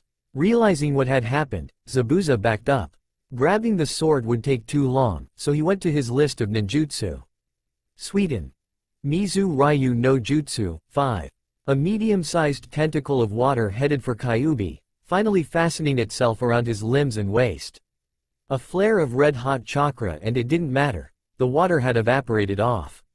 Zabuza scowled. Zabuza blinked, still heaving heavily from the massive bursts of energy needed to combat against Q. And then Kyuubi was behind him, fox limbs looming, eventually grabbing Zabuza around the limbs and waist, in a fashion very similar to the one he'd just been stuck in himself. Pulling out a small dagger, Kyuubi pressed the dull piece against Zabuza's neck lightly. Winner Kyuubi. All I have to say is, you have a lot of work. A sadistic grin appeared on Naruto's face. Come here. Naruto pulled out a brush and some ink. Zabuza and Haku both looked at her skeptically but walked forward. Wrist. Reluctantly, 2 wrists were near her. Grabbing her brush, she quickly began writing a seal on Zabuza's wrist. Finishing quickly, she did Haku's. Gently, she pushed her finger on the seal. It glowed blue for a second and then a slight groan came from the recipient.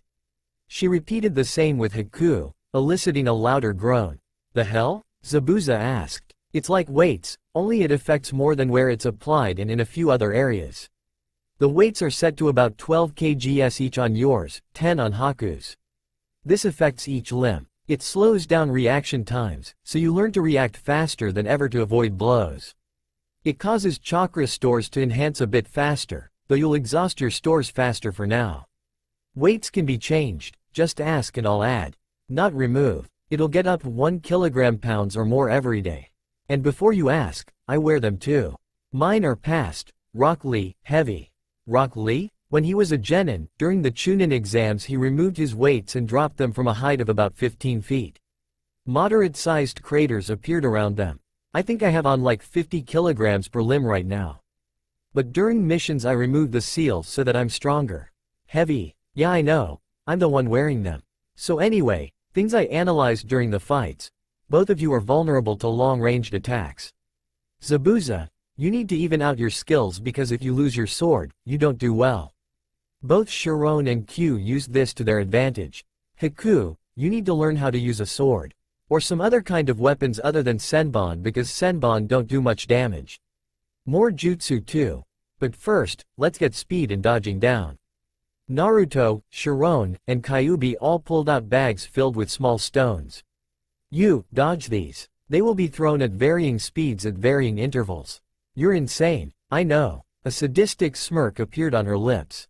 Haku and Zabuza visibly gulped. Eep. A stone had just been chucked, hitting Haku on the arm. And with that, the speed and dodging training began. Hundreds of stones hurtled towards Haku and Zabuza, both of whom were doing their best to dodge. You can do better than this. I've filled this stone with chakra. If it hits it will hurt and burn like hell. All the stones from here on out will be like this, so you do best to dodge, or you'll find yourself in quite a bit of pain. She chucked the stone, Zabuza dodged. Once again, hundreds of stones were hurtling towards them, a relentless stream of them. And the weights. God, this was bloody murder for them. Since when was this girl such a sadist anyway? And then finally the stream of stones halted. Haku and Zabuza proceeded to faint, falling on top of one another. After Chiron healed their wounds, Kyuubi picked up Zabuza and Naruto picked up Haku and headed back to the cottage. The next few weeks continued on like this, but different exercises were used. Finally they were both up to par, about as strong as Chiron. Zabuza was a bit stronger than her though. A few weeks later, on a mission. Oi, Ukami, 6, be careful. The target is dangerous, you're not giving him enough credit, said an irritated Naruto. Zabuza was giving this guy too little credit. Damn it Taiyo, 7. I am being careful, Zabuza replied. Kosetsu, 8, enemy to your right. Swordsman, stated Chiron calmly. Arigato Kuro, 9. Haku spoke in a fast tone, quickly dealing with the burly man on his right, who was trying to make Haku into a cubed steak, and failed miserably. Oi Kitsune, target is headed your way. Prepare to intercept and capture him. Naruto shouted again. Hi, Kyuubi said, a little bored. With that, a body came into view. Kyuubi wrapped an arm around his waist and held a kunai to his throat. Zabuza came over and tied the target's hands and feet together. Target acquired. Good job. Now to deal with the guards. Naruto said, drawing her blades as about 20 nins came after them. Kyuubi drew his sword as well, as did Zabuza. Chiron pulled out a long dagger, and Haku drew his new katana. It had electrical powers imbued upon it. The team proceeded to beat the remaining guard nins. The target was then turned into Kusagakure. A big sum of money, 3 million ryo, was given to them. The target was an important figure in another village, the daimyo of that particular village. Their 10th mission together had been completed. Sasuke sighed. How long had it been since Naruto had been exiled? 4 years now? He had to admit he missed the blonde. She was something else. Indescribable? Irreplaceable. Konoha was a different place without the loud girl. Hey, girl. Sasuke remembered seeing her as a girl for the first time. Flashback. Sasuke faced a blonde girl. She did seem very familiar, but at the same time she couldn't be the person that Sasuke thought she was. After all, Naruto was a boy not a girl. He'd seen him in the hot springs and that was proof enough. "What do you want?" Sasuke stated, monotonously, his voice being indifferent, cold and uncaring. "Glad to see you're still the same old bastard that I know and care for like a brother," the girl responded. Sasuke thought for a moment. Only one person had the guts and gall to call him a bastard, but once again, that person was a boy. This person was clearly a girl. He looked at the figure for another second, flicked on the Sharingan for a second to see if it was a genjutsu, and then finally asked. Sasuke had no clue who the hell this person was and how the hell they knew him. "Who the hell are you?" The blonde snorted silently. "Great. Even my own supposed best friend doesn't recognize me. I haven't changed that much, have I, Sasuke Teme? Dobi? Naruto?" Sasuke asked, guessing at who this strange girl was. Naruto was the #1 unexpected ninja after all. "So you do remember me. Glad to see that much," Naruto said. "Since when are you a girl?" Sasuke said. He was shocked to find out that his best friend was actually a girl. Who ag? Sasuke didn't even want to think about it. He hid his shock well though. He wondered why he was bothering to talk with her. He had things to do, brothers to kill, places to be. Always have been. You just never knew. I was in a strong genjutsu cast on me with the help of the Yondaime Hokage. It wore off for a day or two a month so that my body wouldn't have too many issues when I finally dispelled it. Why do you think I always missed training around the 10th of each month? Other than the reason being it was the monthly anniversary of my tenant becoming part of me. I'm bringing you back to Konoha, Sasuke. Whether you were willing to or not. End flashback. Now that he thought about it, that was when she'd taken him back to Konoha. He truly missed the blonde more than almost anything. Almost being his life before the massacre. Did he love her? Tsunade walked into her office at that moment. "What do you need, Uchiha? Anything new on her?" "I don't know yet, I just got here, Sasuke." "Let's check the mail." She walked over to the window. Sure enough, there was a scroll hanging in there. I guess there might be. The letter was addressed to Oba-chan. Yup, that's Naru-chan. She unfurled the scroll, it was a bit short. She read it and then passed it over to Sasuke. "Hey Oba-chan and anyone she gives the letter to. Naruto here, just saying I'm doing great. My friends and I are doing well. We have a steady enough income to live quite comfortably. My little fox kit Kiba gave me is growing quite well, she's now full grown. Tell Kiba she's doing well for me please. I'm having no problems with the seal. I saw Gaara a few days ago. He's doing fine. I'm glad that the alliance with Suna didn't dissolve. I've been in Kiri recently too. I heard trade there wasn't going too well, sorry to hear that. Anyway, I miss you all so much. I keep thinking about you guys. Tell the Ichiraku people I still haven't found a match to theirs. I'm in Lightning Country right now. Naruto Uzumaki." That was short, Sasuke stated. That it was Sasuke. That it was. I didn't learn anything. Well, at least she's okay. God, I miss the damn brat. It's too quiet here without her. I think we all do, Tsunade-sama. Not much we can really do about that unless the council gets overthrown. And then we've still got to deal with finding her. No one knows where the hell she is. Well, we do. She said she was in Lightning. Good point. But how are we going to overthrow our corrupt council? I mean, we can't just kill them. That would be treason of the highest level. We'd get killed on the spot for that. Yeah, Konoha had fallen. In its corrupt governing, they lost something important to them. A person hated by those around them, loved by those afar. Naruto Uzumaki. Irreplaceable to say the least. Kakashi seemed far happier though, with both Konan and Obito back. The two people he mourned most for. But Konoha had other problems. Some of the other countries were getting antsy. Kusa and Iwa both were having fights with Konoha. If things didn't turn up soon, Konoha would be facing a war. With Naruto. Naruto smiled at the ever-growing amount of money they had. Their savings were getting quite large. Currently she was in Lightning, and the scroll she'd written had just been sent off to Konoha.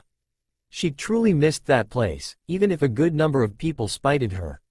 But she was growing to love her new life. She was accepted, people didn't hate her like they did when she was in Konoha. Just her false name struck fear into the hearts of others. She could live like this with few regrets actually. She didn't like the amount of killing she had to do, but it was little different from being a normal ninja. The one person that she really missed was Sasuke. She cared very deeply for him, in a sisterly kind of way though. The occasional Anbu team from Konoha that was sent to kill her, not too unlikely for it to be because of the council, had to have their memory modified, but other than that all was good. Haku seemed to be slowly making his move on Zabuza, and Zabuza was doing the same to the younger boy. Naruto couldn't help but think it was quite cute, being the secret yaoi fangirl that she was. She saw both of them sneaking glances at each other when they thought no one was looking. She nearly squealed at the thought. But alas, they had almost overstayed their welcome in lightning, so she found Haku and Zabuza. Haku had been blushing prettily and staring at Zabuza's bum. Sharon and Kyubi were both consuming tea at a nearby tea shop.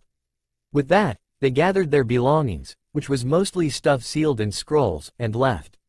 After traveling a bit in the direction of Kumo, where they'd heard they could use some assistance, they stopped to set up camp. Dinner was made, by Naruto and Sharon, and the others were left to the dishes. As they were about to put the fire out and start sleep, a figure approached. Details came into view. They were tall, about as tall as Zabuza.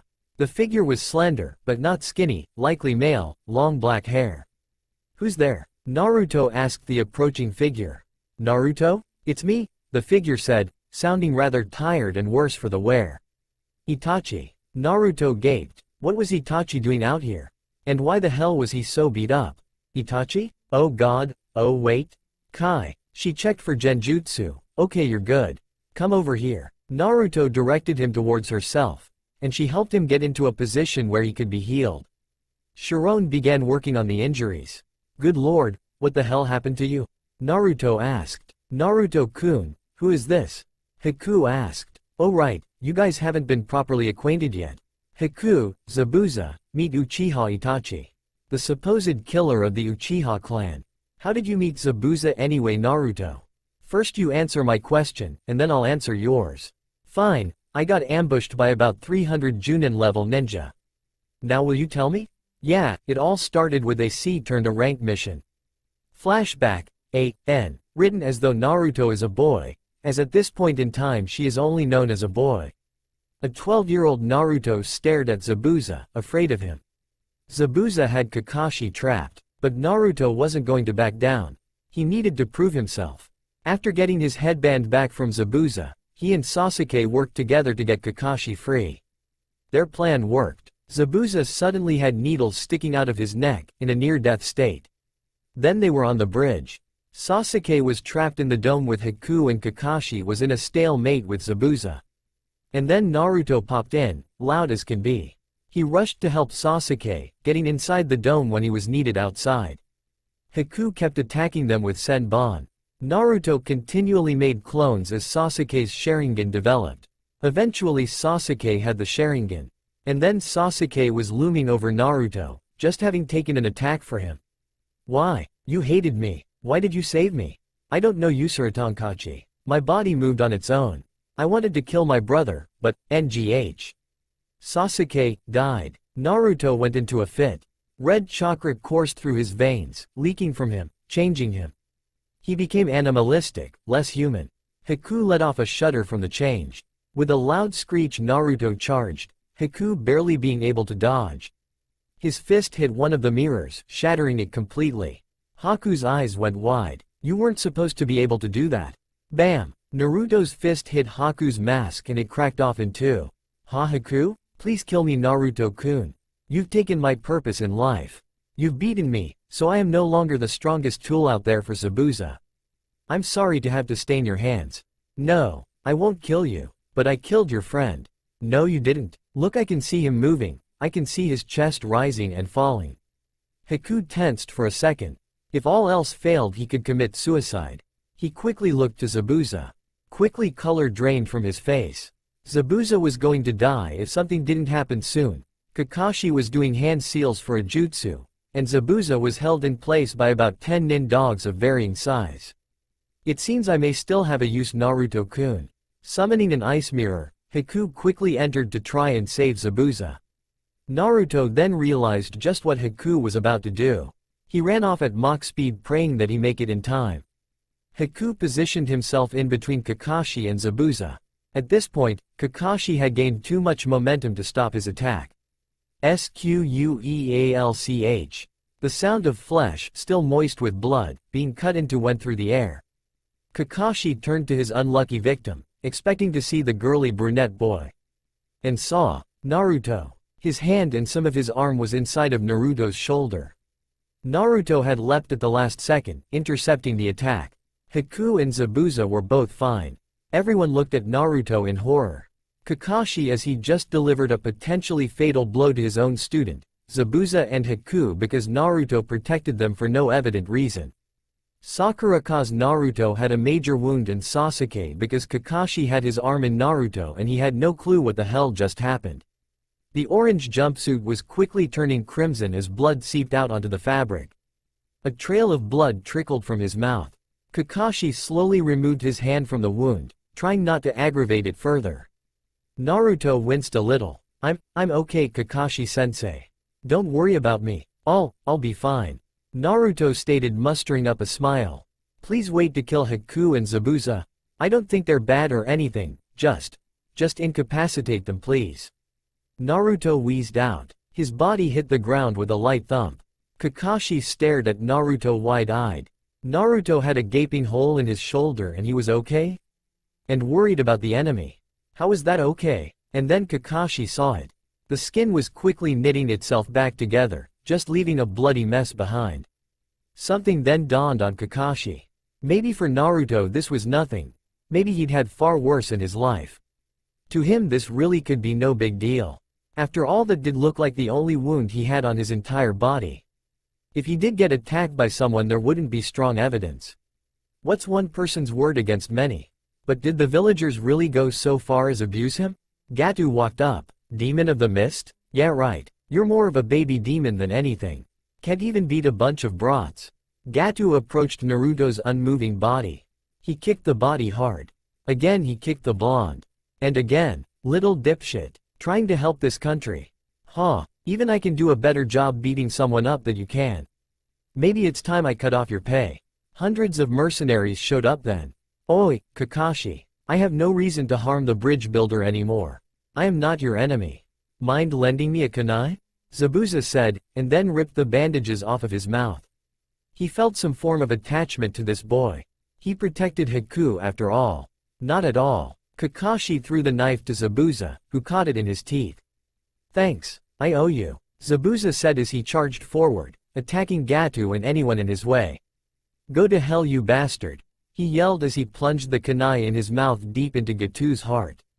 Hey, that was our pay you just killed. Maybe we should get it out of you. Normally these thugs wouldn't be a problem, but this many while seriously injured. It was dangerous to say the least. Haku pulled out more senbon, ready to attack when needed.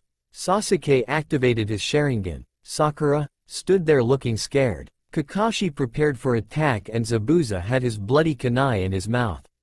The thugs charged. An arrow fired and stuck the cement in front of the thugs, directing attention to Inari and the rest of the village. The thugs were then driven out of town. As Naruto recovered, an explanation was given. Haku and Zabuza were forgiven. They helped out for the rest of the time the bridge was being built. And then they split ways, hoping to see each other again. End flashback. And that's how we met. So that's how Obito got his Sharingan. Interesting. Do you mind if I stick with you for a bit? While I recover? That's fine, we're headed to Kumo.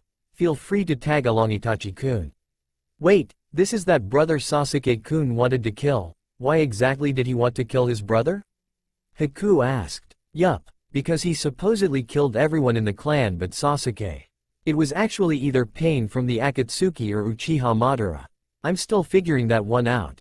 Naruto replied. Okay then, let's go to sleep you guys. I'll take first watch. Who wants second? I'll take it. Kyuubi volunteered. And with that the watch began. Itachi traveled with Naruto all the way to Kumo. To pay for his burden on the fellow mercenary nin, he helped them with their mission there. The mission entailed finding a group of missing ninja, one of their best. They had lost contact on a mission to Iwa and common thought was that they were now prisoners and the valuable knowledge they held was vital for Kumo's society. The group set out for Iwagakure. Haku was still gazing at Zabuza with longing puppy. Hey, Naruto said, we need codenames, just in case. Sure, Itachi said, unaccustomed to using a codename due to rarely working in a group. I'll take Hai, 1. Naruto said. Ukami, 2. Zabuza said. Mine will be. Yuki, 3. Haku decided. Kumo, 4. Sharon said. Akuma, 5. Kyuubi stated with a bored tone. He always used the same one now and it tended to strike fear in people's mind.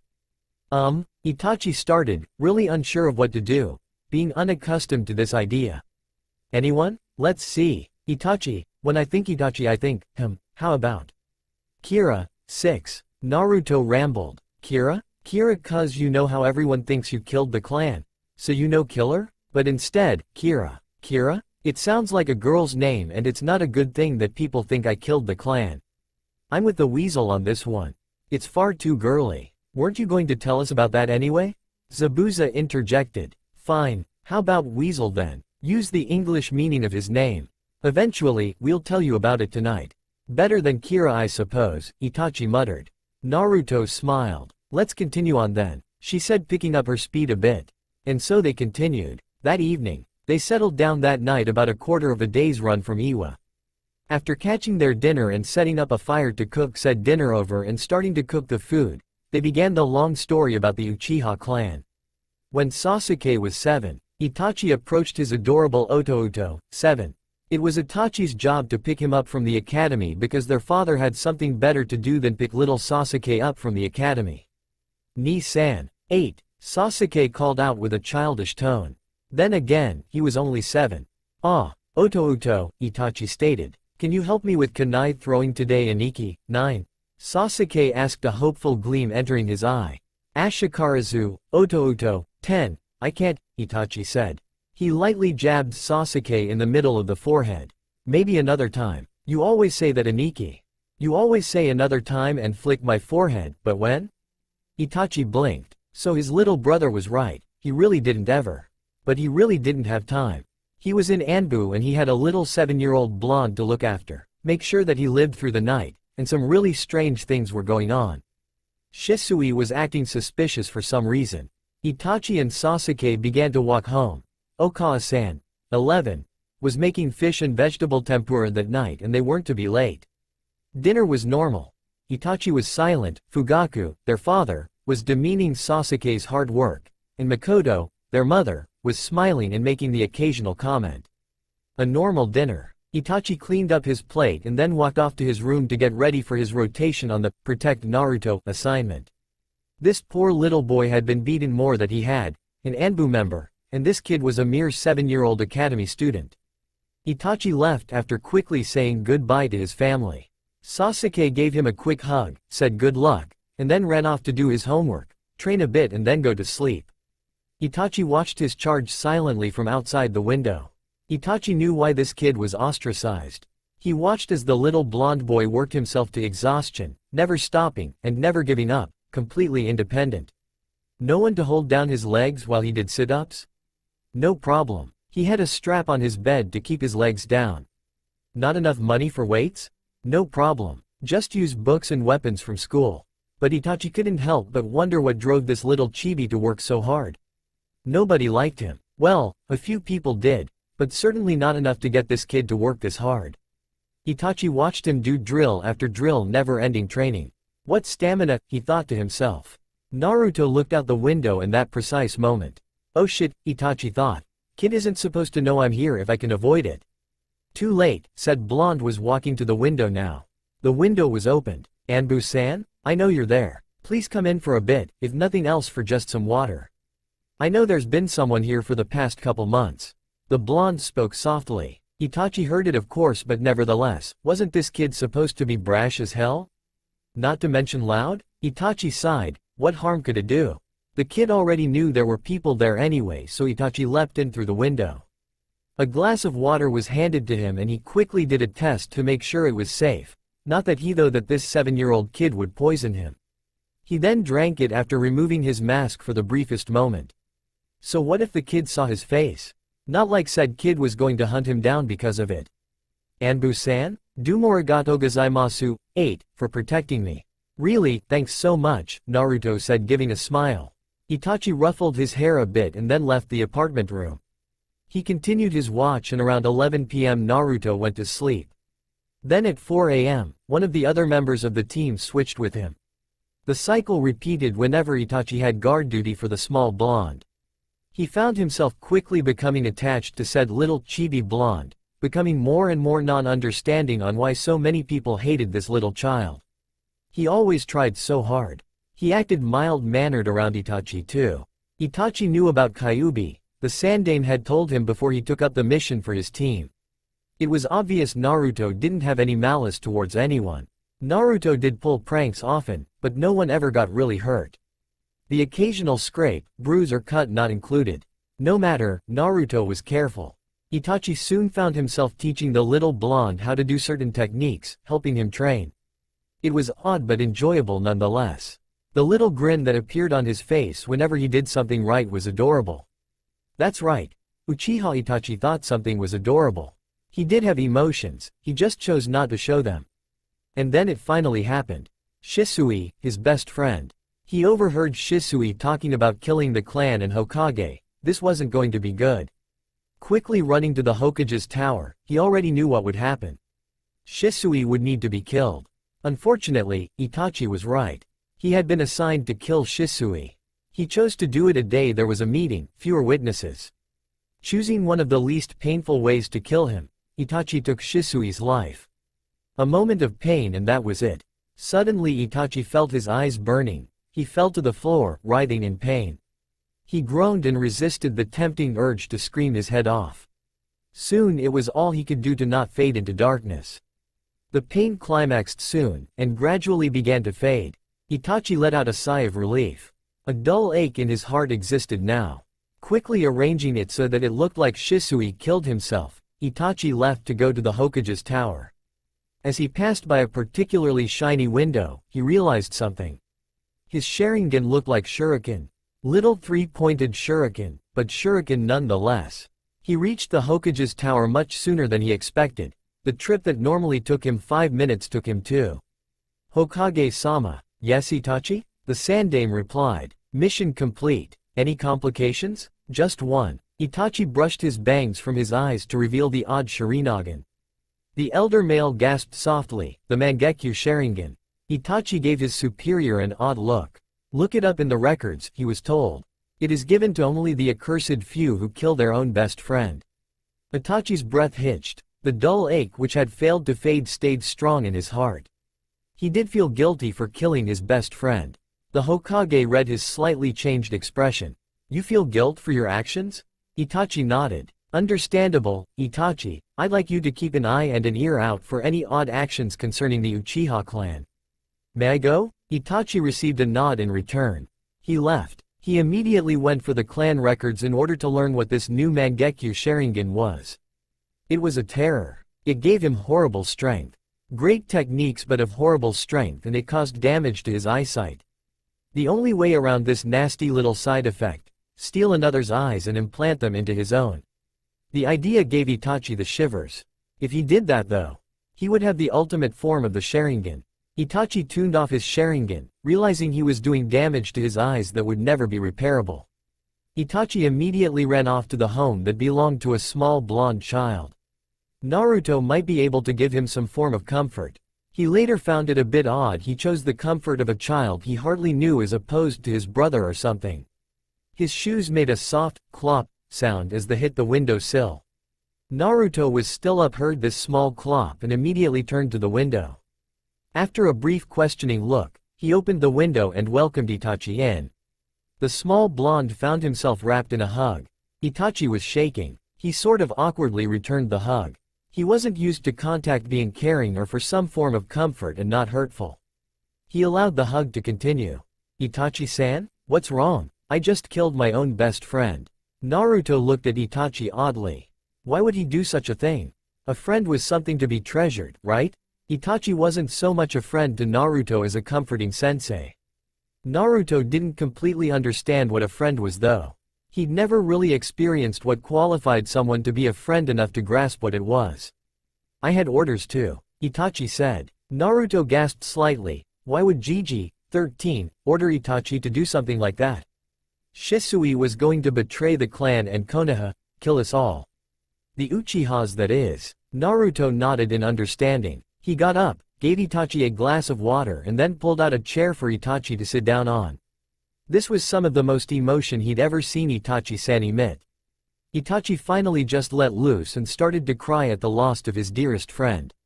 Naruto did the best he could to comfort him. A few days later, still in flashback, nothing had really been happening that was suspicious around the clan. The most suspicious thing that had happened thus far was simply a letter he'd received asking him to join an organization called the Akatsuki. Though it had been rather demanding. Despite the warning in the letter to not tell anyone, Itachi did. He told the Sandame. The elder male told him to simply watch for danger, and that was it. He'd been approached for the accusation that he murdered his own best friend.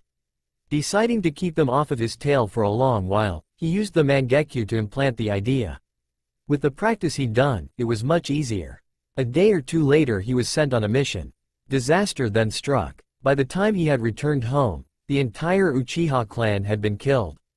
Except Sasuke, his little brother for whom he never had time for. He saw Sasuke's little form scared out of his wits in front of a figure that looked like him.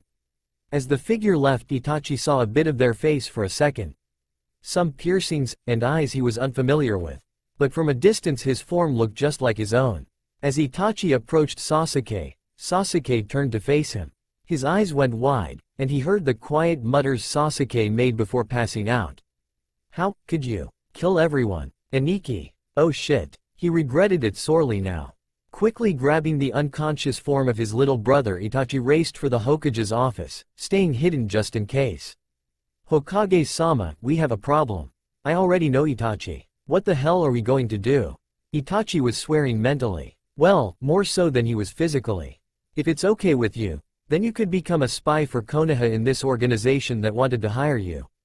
I'll do it. Very well then. Try to get out of here as soon as you can. May I tell anyone of my departure? Who? Naruto. Very well. With that Itachi left. Though the little blonde wasn't happy to hear of Itachi's departure, he took it well. Itachi asked him to never speak of his bond with Naruto to anyone. Naruto agreed. After a final farewell, Itachi left the village. End flashback. Itachi took a deep breath. That had taken quite some time. The fish was ready though. Zabuza just kinda stared at Itachi. Geez, that had to be one of the most fucked up reasons to be hated by your own sibling he'd ever heard. The rest of the dinner went in silence. People continued to ponder the just heard story. Watch was assigned. Kyuubi had it first. As Naruto lay in her sleeping bag, she began to ponder something. Maybe Itachi could join them. She'd ask another time after a bit more pondering. Morning came. Itachi had woken up before the others, having gotten last watch. He thought about what they had told Zabuza and Haku. He hadn't told very many people that, let alone people who were pretty much strangers to him. He had told Tsunade, Naruto, Deidara, and now those two. It was odd. Alas, not much to do about. He passed. That's what Itachi had learned. Hey, Itachi turned around to see Naruto. You okay? Itachi hinnied in response. He kind of didn't want to really talk about it, not right now at least. She sat down next to him. Look, I realized that it was probably odd telling Haku and Zabuza about your past, sorry about that. The next person that gets told ought to be Sasuke, okay? Itachi just stared at her. When the hell was Itachi going to see Sasuke under good terms? I gotta make breakfast, seems I'm one of the only ones here that can cook a decent meal. Oh well, not much we can really do about that though. Haku does okay, but the rest can't cook to save their lives. Naruto flubbed on. Itachi smiled inwardly. It was cute how hard she was trying to distract him from last night's little talk. She then proceeded to get up and make breakfast. Itachi watched as she walked off. She really had gotten beautiful as the years had gone by. Her long blonde hair sparkled in the sun. Naruto chose to make pancakes for breakfast and, after hauling Zabuza, Kyuubi, and Haku out of bed, they sat down to eat. Sharon had already gotten up. It was then that the previous night's conversation was brought up. So, Itachi, how long has it been since you last saw Sasuke? Haku asked. Years, he replied simply. You still care for him? Yes, he replied once again. Hey, Itachi, something I've always wondered. Why didn't you try to convince Sasuke otherwise? Naruto asked. I didn't think he would ever trust me again. He would always see me as the killer of the clan, never as his older brother. Otouto was always like that. Once he got it in his mind one way, he would never change it.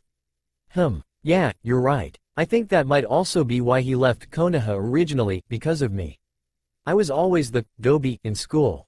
While we trained as genin, Sasuke found himself losing to the person who was a dead last. It wasn't that he was weak, it was that I was finally getting the practice and attention I needed to learn properly, something that never happened in the academy because of how prejudiced the teachers were. So when I finally got what I needed, I grew in strength.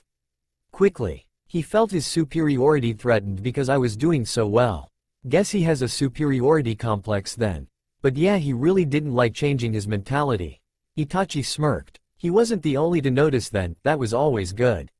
Breakfast was finished. Some quick morning training to warm up and then they'd be off. Naruto felt like showing off today. She really didn't know why, but she did. Drawing out her swords, she began a sequence. Moon pulls the tide. Her steps were light, softly hitting the ground before she moved again. The timing of the blades was offset a little, one blade followed the other. It looked extraordinarily pretty. Her blades streaked the air and she finished the sequences. Itachi watched as Naruto did her sequence. It looked graceful yet fierce. It kind of looked like she was floating for a bit. He saw the two strong blasts of elemental energy at the end and was instantly glad he wasn't against her. He watched as she quickly sheathed her sword and as she began practicing her taijutsu. She glanced over at Itachi and grinned. "Want to spar?" she asked. Itachi, not wanting to be rude, nodded. "Taijutsu only," she said. She faced Itachi and bowed. He did the same. Then the fight began. Naruto quickly jumped back after seeing Itachi move his foot. She dodged his kick and cartwheeled forward, appearing underneath Itachi in an instant. She smiled and then punched him in the jaw. Itachi decided at that moment the Sharingan might be of use. He activated it, going after Naruto once more. Aiming a punch at her shoulder, he attacked. She dodged by gracefully tripping backwards and moving to one side, gracefully and smoothly. He never hit her, not even once. On one of the attempted hits, she fell backwards to the side and behind Itachi. She jabbed at a few pressure points and then pinned him down. It was over. "That was one hell of a fight," Itachi said. He was unaccustomed to being taken down without much work being put forth by the opposing party. He was panting lightly. "Thanks. You did far better than most of the people I go against, so congrats," she said with a smile. "It was fun. Let's go, the others are waiting." They then continued on their way to Iwagakure. A day later they arrived. Naruto changed into different clothing. She was no longer wearing the loose yukata she was while they were traveling. Now she was wearing tighter-fitting clothes more suitable for a mission. A long-sleeved trench coat, leather pants, patent leather boots with the toes cut out shinobi style. Thick-soled, knives hidden in them, and her hair was pulled back into a bun and then covered with a black cover. A mask covered her face, hiding her identity. Her eyes shone, she was ready to go. Her style had changed in the years she'd left her small home. She still looked a lot like a male still. The others had changed in different clothes. Haku's clothing was all tight-fitting leather, which left little to the imagination. A trench coat also covered the clothes. He wore wooden geta and he looked very masculine. A mask just like Naruto's adorned his face. Zabuza stood in hakama pants and a Chinese-style shirt with a closure down the side. The shirt had a kimono-style neck. He also had a trench coat. His sword was slung across his back. Normal shinobi shoes in black adorned his feet.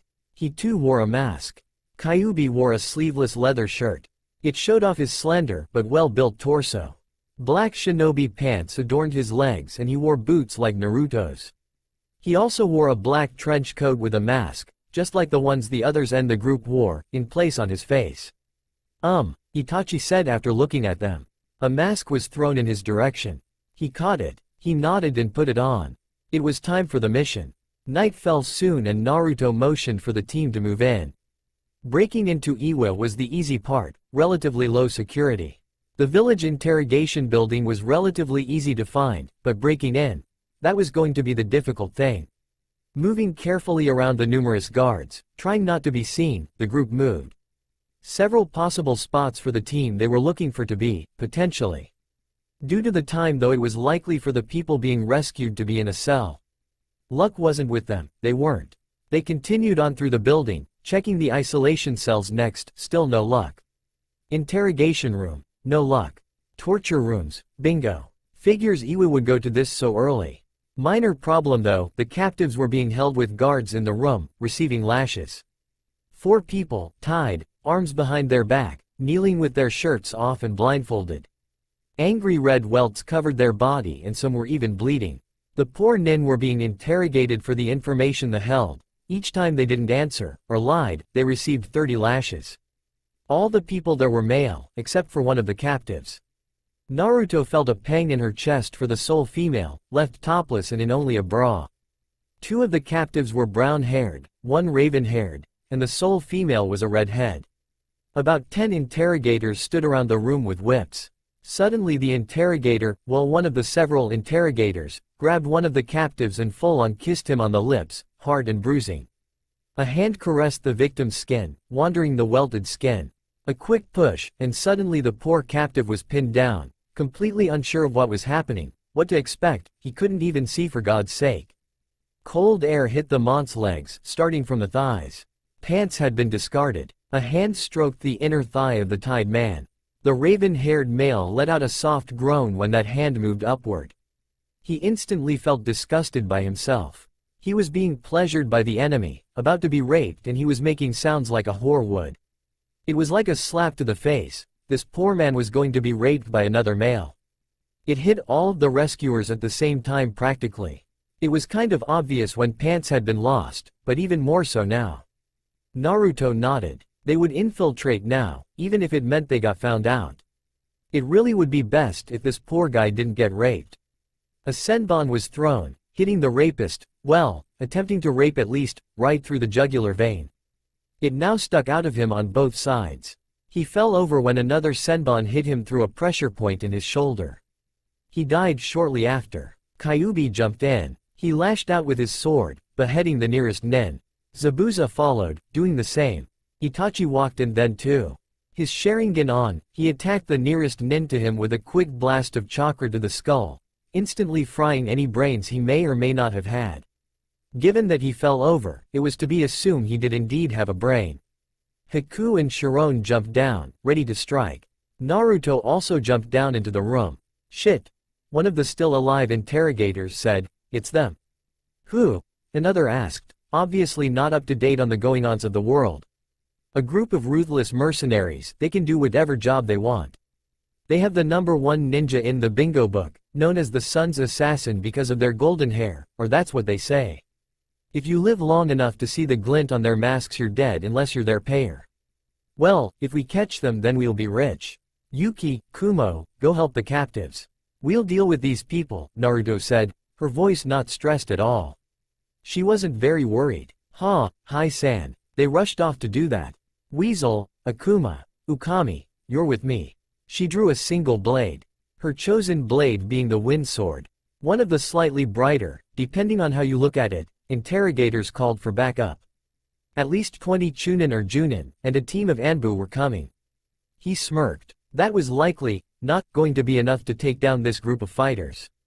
These people were a ridiculously strong group. The fighting began. The reinforcements came. Not really much of a battle, given that all of the opponents were pretty weak. They were being cut down like grass when it's mowed. Amazing how much damage 4 people can do. Swords were flying, leaving a path of destruction in their wake. Blood was spilt everywhere. Finally the Anbu showed. Haku and Chiron were assisting the captured Kumo nins.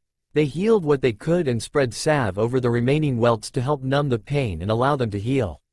A shirt was handed to each of them for if they desired it, as well as a soldier pill being administered to help with regeneration and energy. One of the Kumo nins, the raven-haired male, finally spoke. "Where's Sukimaru-san?" Haku and Chiron froze. There was another person still. "Shit," was the resounding sound between the fox and not so feminine, "right now, boy." The Anbu were a bit harder to kill, but still, not too bad. "Hi-san, we have a problem." Haku called out to Naruto. "What?" Naruto asked. "We're missing someone. Blonde, feminine male, green eyes. Ask if they know where to look for him." Chiron did so. That's all they know." Naruto sighed. This really was a pain.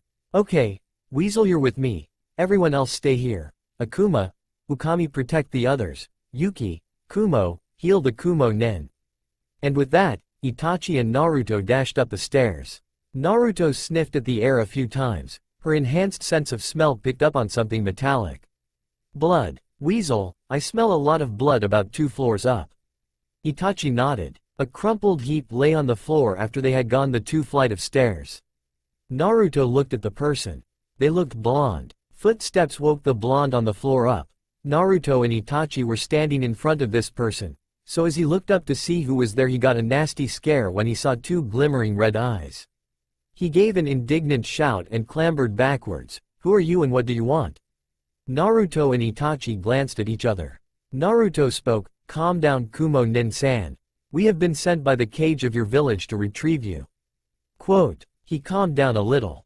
And my team? Them too. They've already been found. They are down a few floors where they were being tortured. They are being healed as we speak. Is there a name we can call you other than Kumo nin-san? Thank you. Sukimaru is my name. Kirei Sukimaru, 1. Hi Sukimaru-san. Shall we go join your team?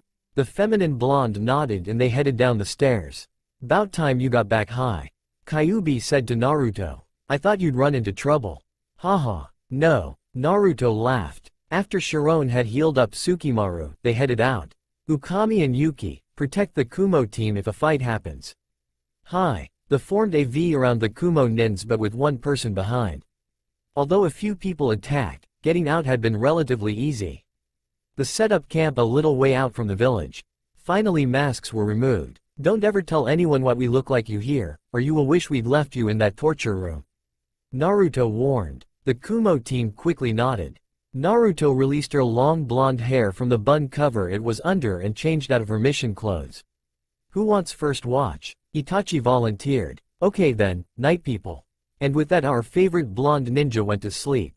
That's all for now. If you enjoy then please like, share and do comments.